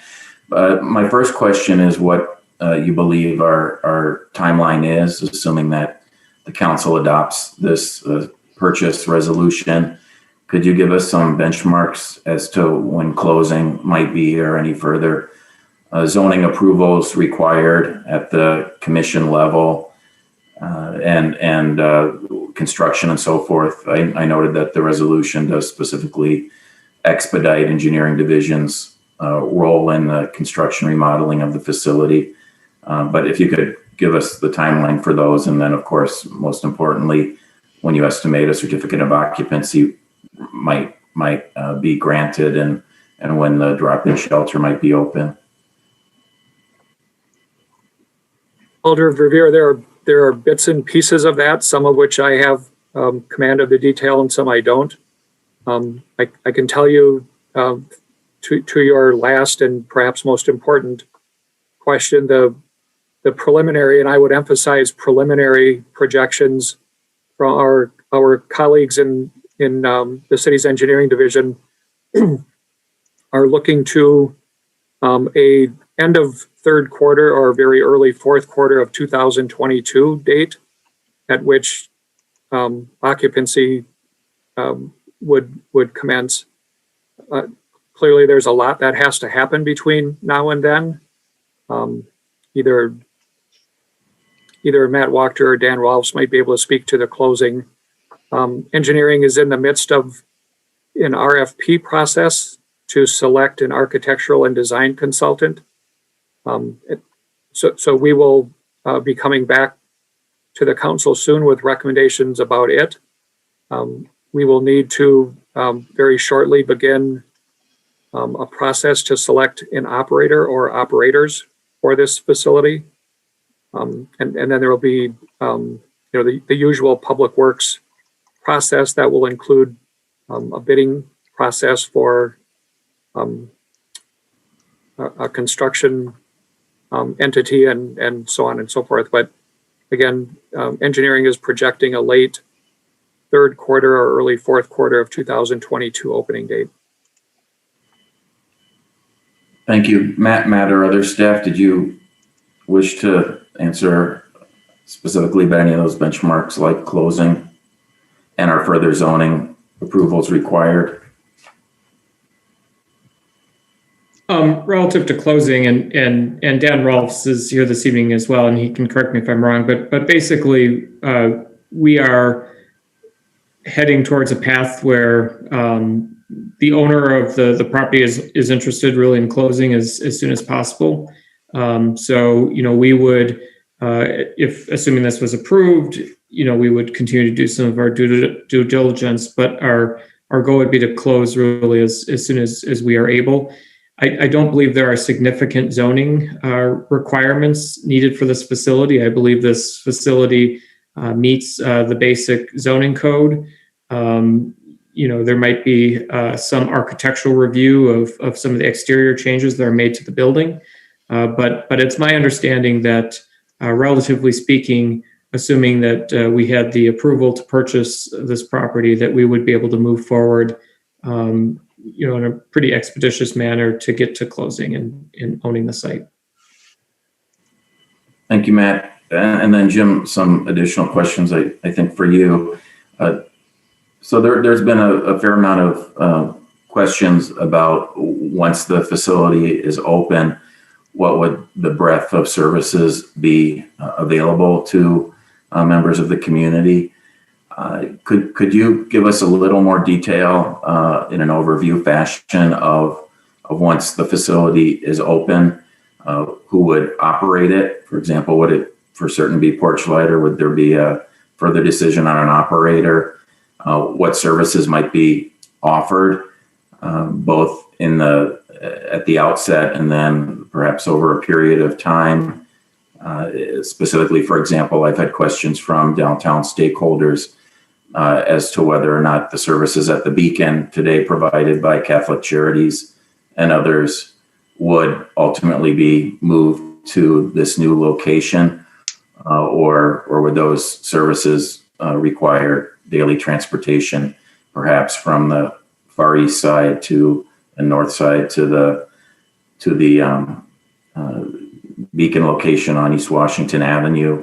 And then lastly, is this envisioned to be a 24/7 operation, or would it be, as was the case, unfortunately, when all the years that the drop-in shelters were located downtown, where the gentleman had to leave during the day and weren't able to access services in those churches during the day generally? All very good questions, Alder Verveer. The vision, of course, for those of us who have been at work for some years, looking to develop a full-purpose men's shelter, the vision is that this will ultimately be more than an overnight shelter, that it will be a full-service operation that will provide a range of services that help its users overcome whatever obstacles exist that are preventing them from being stably housed. So that might be assistance with a housing search or employment search. It might be addressing primary healthcare needs or behavioral health needs or addiction recovery assistance. It obviously will differ from user to user, but the vision for this facility is that it will be all of that, and it will much more effectively move men who use the facility from homelessness into stable housing. Now, that may not happen overnight and may not all be in place when this facility opens. I think that remains to be seen. And I don't want to be overly presumptuous about that full scope of services. Those are conversations that have been ongoing for really a couple of years and have never really been quite brought to a conclusion. But I think those organizations and advocates and local government officials that have been part of those conversations are nearing a vision that's pretty close to final, and so we need to finish that conversation. We need to establish that full scope of services. We need to do that in partnership, certainly the city in partnership with Dane County and the network of service providers that serve homeless men in our community. It is certainly in our minds that many of these services are currently provided at the Beacon. And we are well aware that facility is strained in terms of its capacity and size and ability to serve the residents of this community that need the help that it offers. And so that's certainly part of the conversation that I expect we will have transferring some or all of the services that are available at the Beacon to this location. But that will have to be done again in concert with Dane County and others. So if this vision is fulfilled, Alder Verveer, I think we do see it as a 24-hour operation, providing emergency services during the evening hours and a slew of different types of supports that make the need for that overnight shelter service a short one or a brief one. Thank you. Yeah, thank you very much, Jim. I thank you for confirming that our vision remains unchanged in terms of trying to provide a full breadth of services and doing so 24/7. So that's great to hear. I think you covered my specific questions quite comprehensively. The one area that I missed, you perhaps saying if this is part of future decisions to be made, or if the operating assumption is that Porchlight would continue to provide the services that they have for decades, operating the men's drop-in shelters at various locations. Is there an assumption that Porchlight would continue operating this new facility, or does that remain to be seen? There's certainly a presumption, Alder Verveer, that Porchlight will be interested in continuing to be a shelter operator here in Madison. I anticipate that within the next couple of months, we will begin a request for proposals or request for qualifications process that will open that function up to Porchlight and any other organization that might be interested in providing those services. And I anticipate that the opportunity for Porchlight to partner with other organizations might be one that would be responsive to this RFP or RFQ process. But we're planning to select an operator for the long term, and would very much like to have that operator on board quickly enough so that they can be involved in discussions about the design of the facility.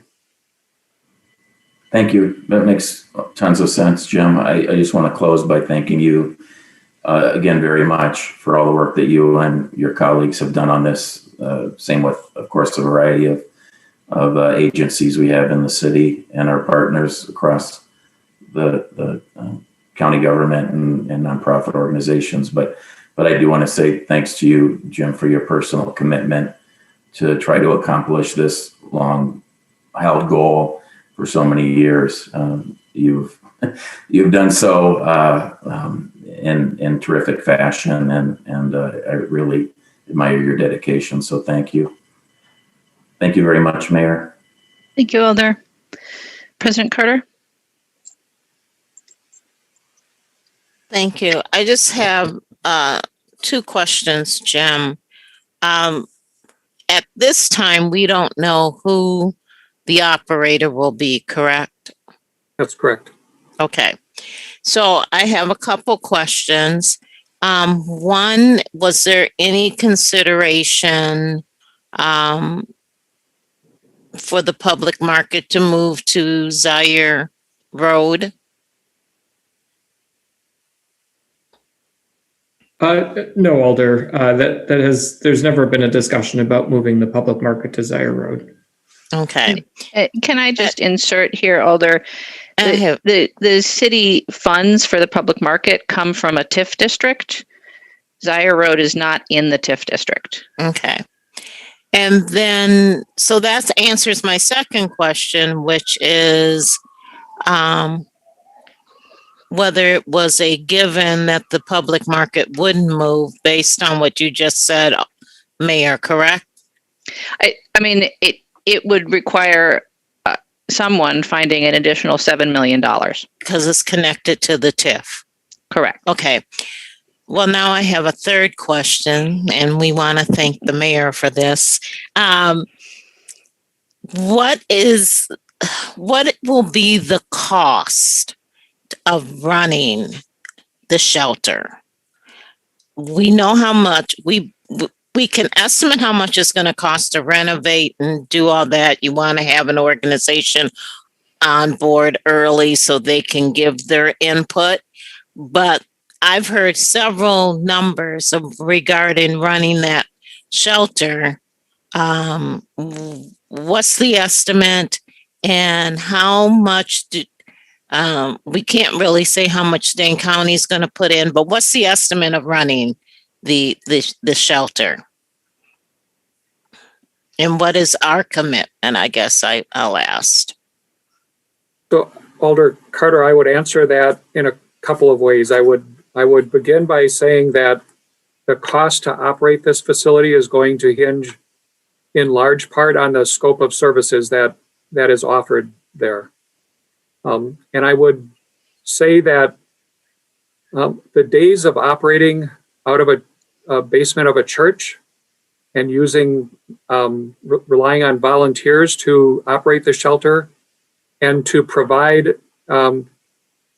quarters that are neither safe nor humane nor dignified are at an end.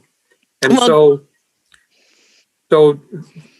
Porchlight has operated with an annual budget in the about $500,000 range. This is going to be very different from that, but I would say that funding to support many of the services that we're talking about is already money that is in various systems and networks. And the challenge for us will be how to tap into those systems and networks and funds to support a range of services at this location, to bring those together and support them here. So we'll have a lot of work to do to make decisions about the scope of services. We'll have a lot of work to do to identify available funding sources. And it's certainly likely that there will be a gap, a budget gap that we will then need to discuss. City policymakers and county policymakers will need to discuss to determine what further role might there be for the city and the county to help support those operations. Okay, I still would like at some point to get an estimate, but let me just go back to what you said. We have moved past the church basement. There's really no need to mention that. We've moved past that. We were at Warner Park, we were at First Street, so we know we're not going to go back to that. And my question wasn't necessary. That's why I asked at the beginning, Porchlight is not going to be, well, at this point, we don't know if Porchlight's going to be. I just wanted to know an estimate on, it's bigger, we're doing more services, it's further out. I just thought we would have some kind of estimate on what it would cost to run it, not necessarily where we're going to get the money. Thank you. Yeah, and Alder Carter, it's premature to try to assign an operating budget estimate at this point. I would say that I think that there are, as I mentioned, there are revenue sources that may be able to be tapped. Porchlight, as you well know, Porchlight has relied on private fundraising, and so I think that there is interest in working with the business community in the city to perhaps support the operation of this. And there may well be the need for funding support from city government or county government that is higher than what it's been. Thank you, Jim. Thank you, Alder. Alder Harrington McKinney. Thank you, Madam Mayor. Your update on the public market and the TIF funding just eliminated half of the questions that I had. So let me kind of start from square one. The vision of what was described for the homeless shelter is a vision, and I have to give credit for Susan Schmidt for opening that up to me, is that is absolutely the vision that we want. And it is a resource-rich community. And I wanted to comment from one of the speakers, Mr. Walls, when he talked about Tree Lane. The reason that Tree Lane failed initially is because it did not have resource-rich planning in the beginning. I want to make sure that that's out there. The other thing I wanted to mention is that when you drive through East Town Mall, it is almost, it's like a ghost town. And so I'm putting this question out, and I don't know who's going to answer it, is that when we're looking at building or having that place selected for the homeless shelter, is that congruent with the commitment or the vitality of refurbishing and rebuilding and revitalizing the East Town Mall? Can those two things coexist? When that location was selected, was that under a consideration at all? And my other question is that the best location that you have for the vision of the homeless shelter? And I'm just putting it out there. I don't know who staff want to tackle that for me. Well, I'll take a shot at it, and if others want to join in. Can this facility coexist with other types of developments in that area? I think absolutely yes. And I think you need look no further than facilities in other communities to see that. We have visited shelter operations, full service shelter operations in St. Paul, just a little distance from a bustling downtown area, and Minneapolis, which is just a short distance from the new baseball field. So they can fit very well and have fit very well within commercial and retail districts. For 35 years, the men's shelter in this city has been nestled within one of the highest profile and most active commercial districts in the state of Wisconsin. So I think they absolutely can fit together if this facility is adequately resourced and functions as we think it can. But it was not, certainly it was not envisioned to be part of the landscape as some of the planning that I've not been directly involved in has proceeded around the East Town Mall area. And I'm sorry, Alder McKinney, I've forgotten your second question. Continue, you're doing fine. You're answering all those questions, even though I wasn't succinct with it. And I guess my other question is that the final selection of that location, as I said, the mayor kind of eliminated everything else because I've seen successful public markets. So there's not a question about, whether public markets would be successful. It was just that location of the homeless shelter and then the investment in where the location of the public market. So I took that off the table because she said that that's associated with TIF money. But was there any other location that is not in the East Town Mall that was eliminated that would be under consideration? So perhaps Jim or maybe Dan, could you speak to when we first started this entire process, how many properties we were on the list? Certainly, Mayor. Jim, do you want me to take this one, Jim? Certainly, Mayor.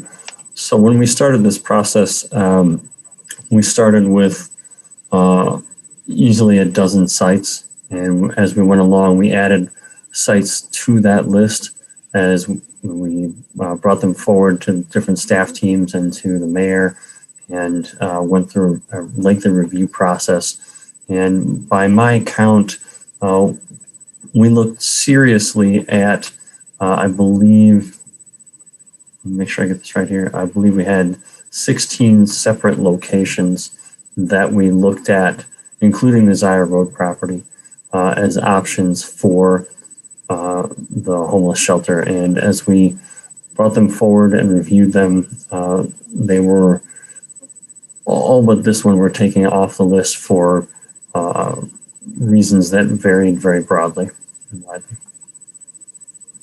I hope that So addresses at this your question. point, this could be for Dan or Jim or someone else, but at this point, there is no plan B.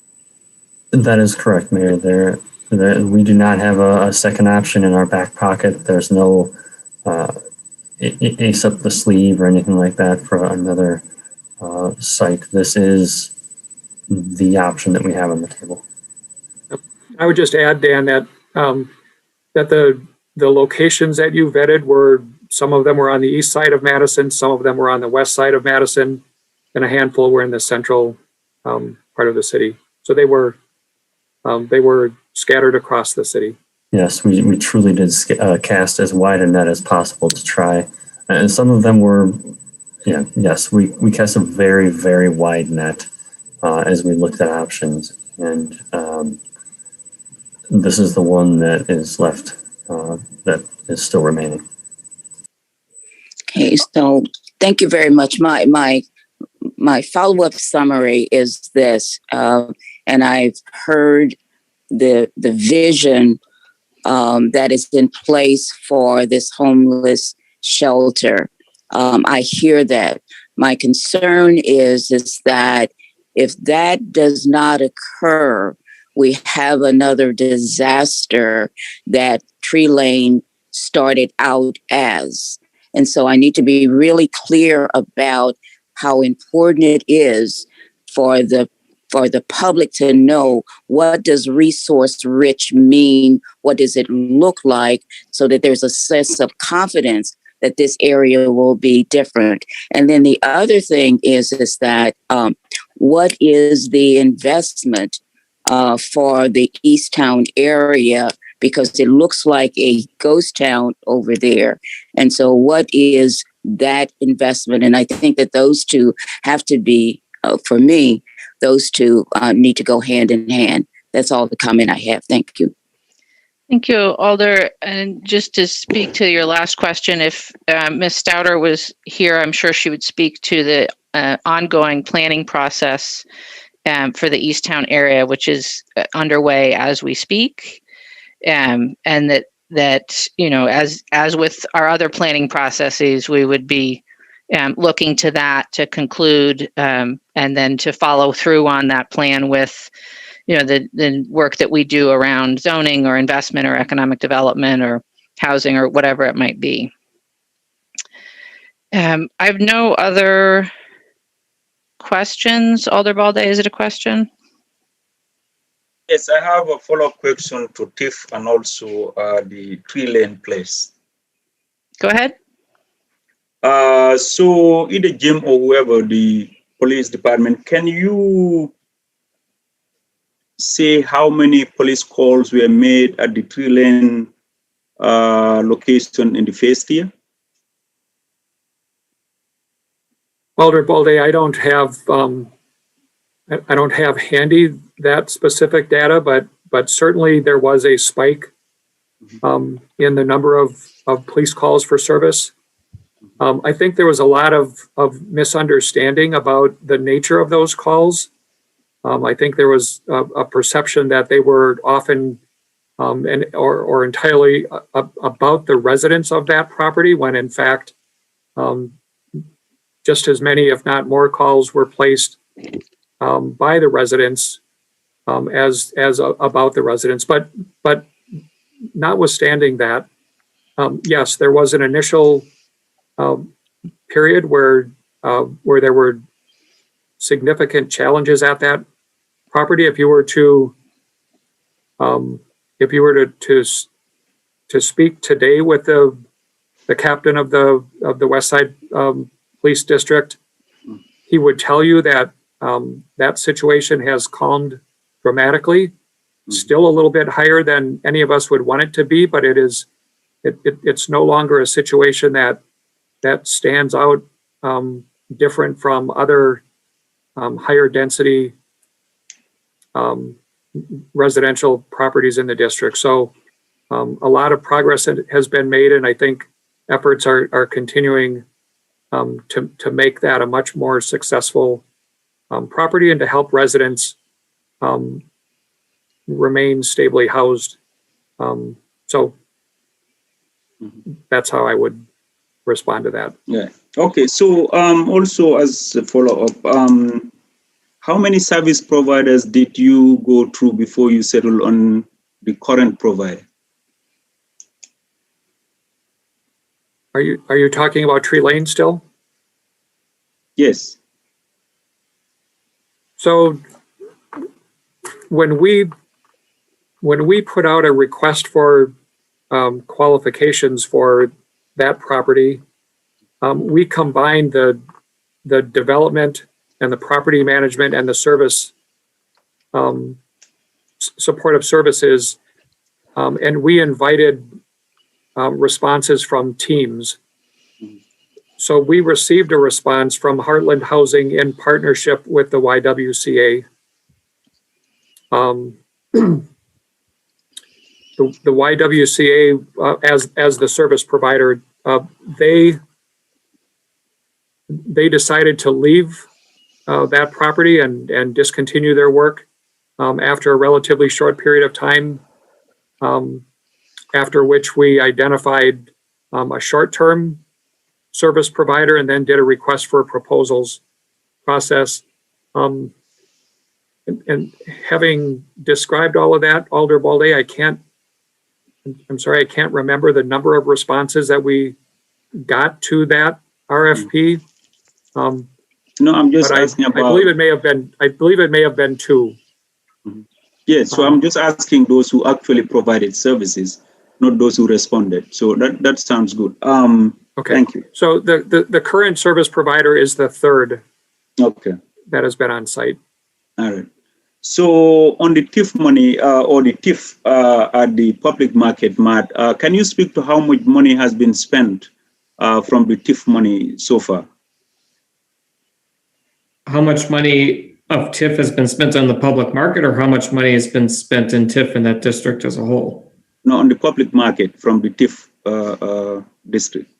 So no funds, well, not really, no funds have been spent out of TIF 36 on the public market. The city has, though, spent about close to $1 million on planning for the public market at that location. But that expenditure was not TIF funds. That was another source of funding that we used for that. And I should mention too that it's beyond the fact that TIF is being used for the city contribution. Again, about $1 million has been put into the business planning, the architectural work, the designs, the engineering work for it at this location. So you can't just sort of pick up the public market and put it somewhere else. There's been a whole series of decisions that have been based off of this location specifically. No, I think you are right about that. And I don't think anybody is saying just pick and move. I mean, we'll have to talk about the logistics of it. So no TIF money has been spent yet.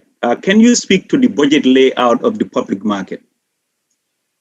Yes, as currently envisioned, in addition to the $1 million that has been spent on the pre-developmental work to date, the capital budget for the construction of the market is $13 million. That's proposed to include $7 million from TID 36, $3 million from ideally federal sources that we're currently in discussions with, and then $3 million from the Public Market Foundation that are private funds that are raised. Mm-hmm. So can you detail on the $3 million that is supposed to come from the federal government? How is that structured? Are they just giving you the money? Have you applied for it? Have you gotten approval, or what is happening with that funding? Sure. We have applied for assistance from the Economic Development Administration. They have indicated, they've provided us with an initial offer.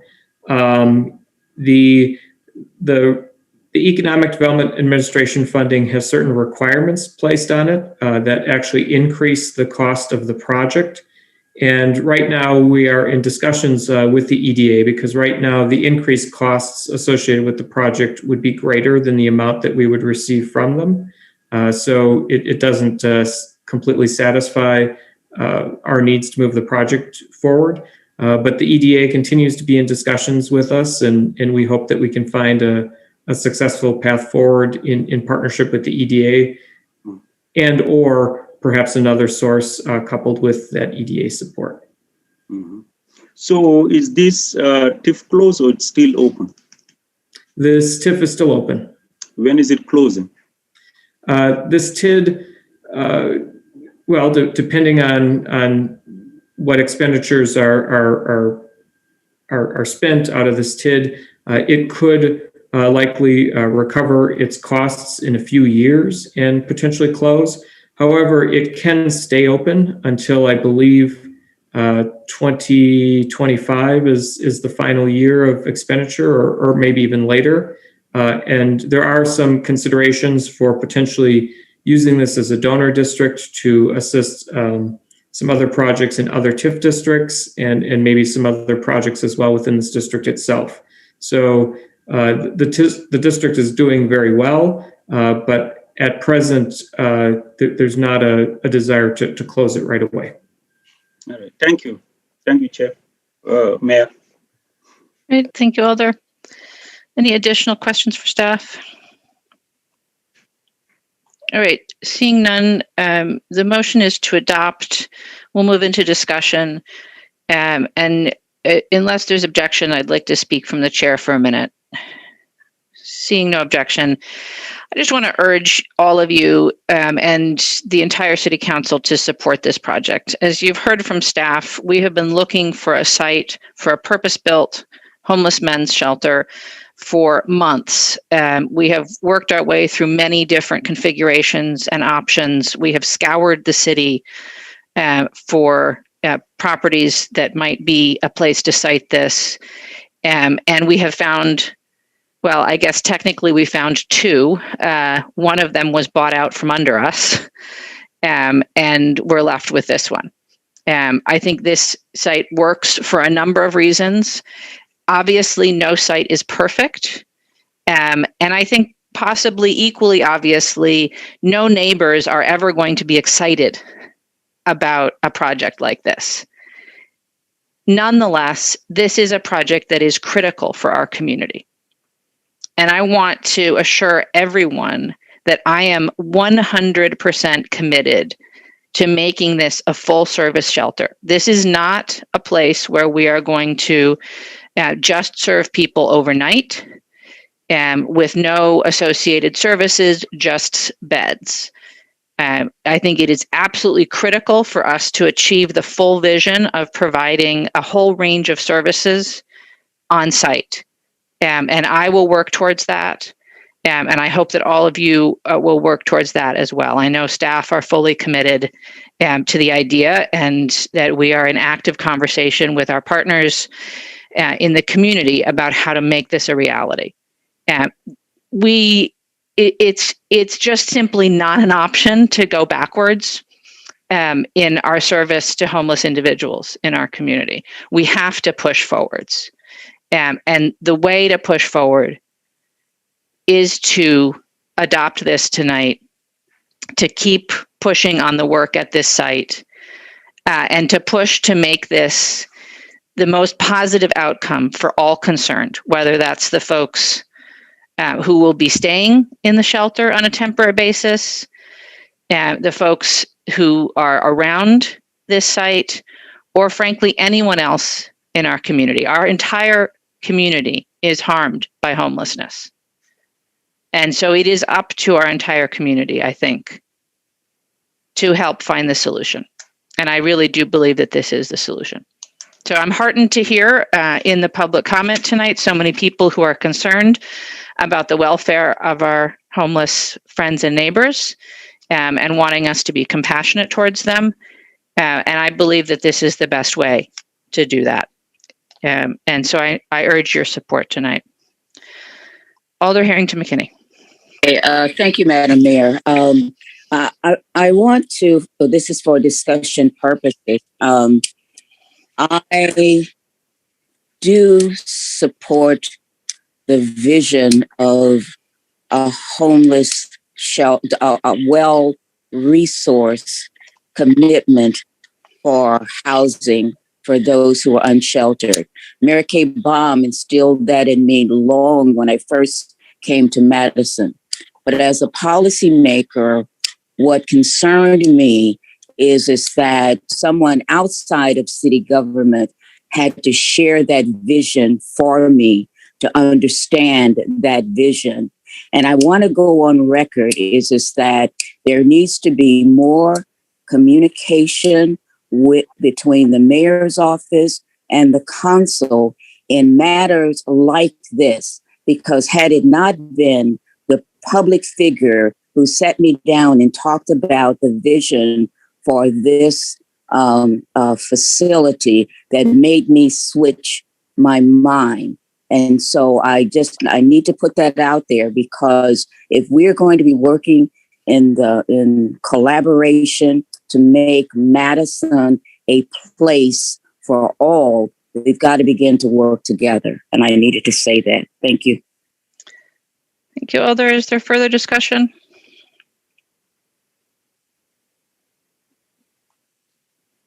Alder Balde.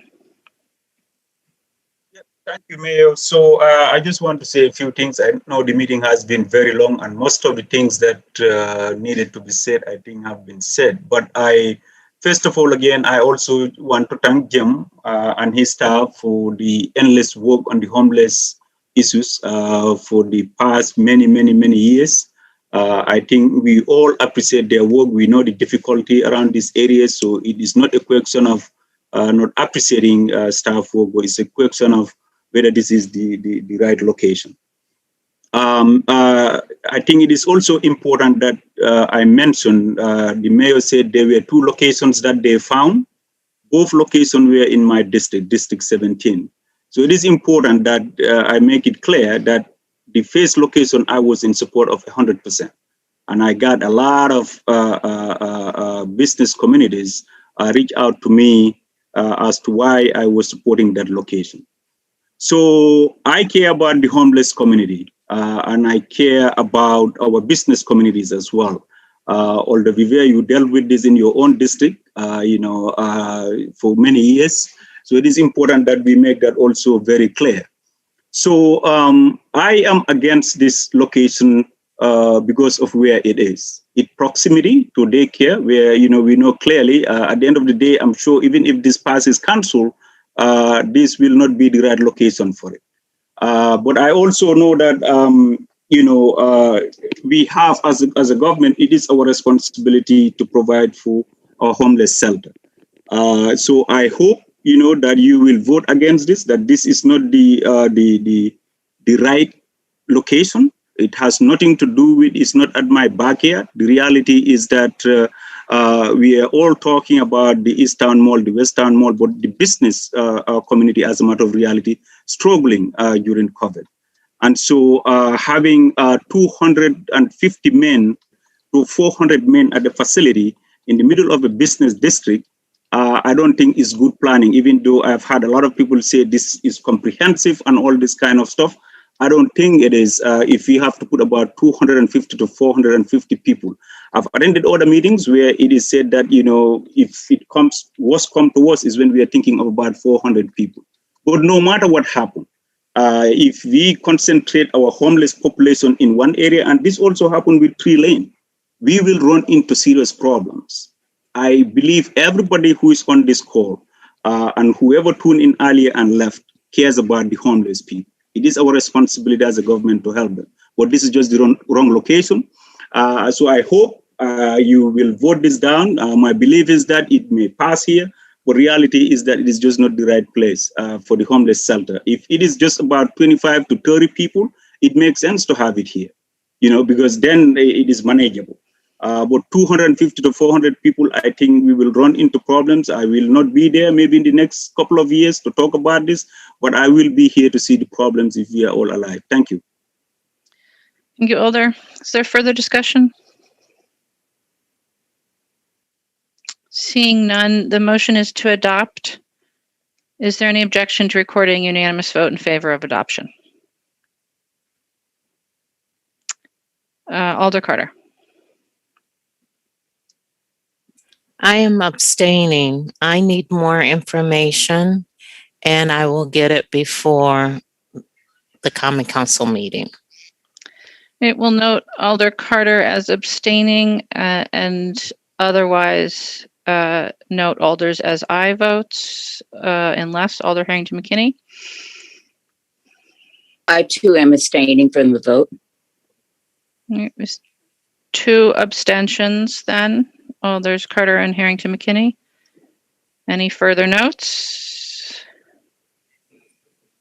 Seeing none, then we have 4 ayes and 2 abstentions, and the item passes.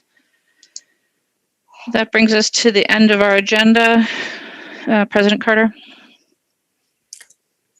Move to adjourn. Second. Moved and seconded to adjourn. Is there any objection to recording unanimous vote in favor of adjournment? Seeing none, thank you all very much. Have a good rest of your night.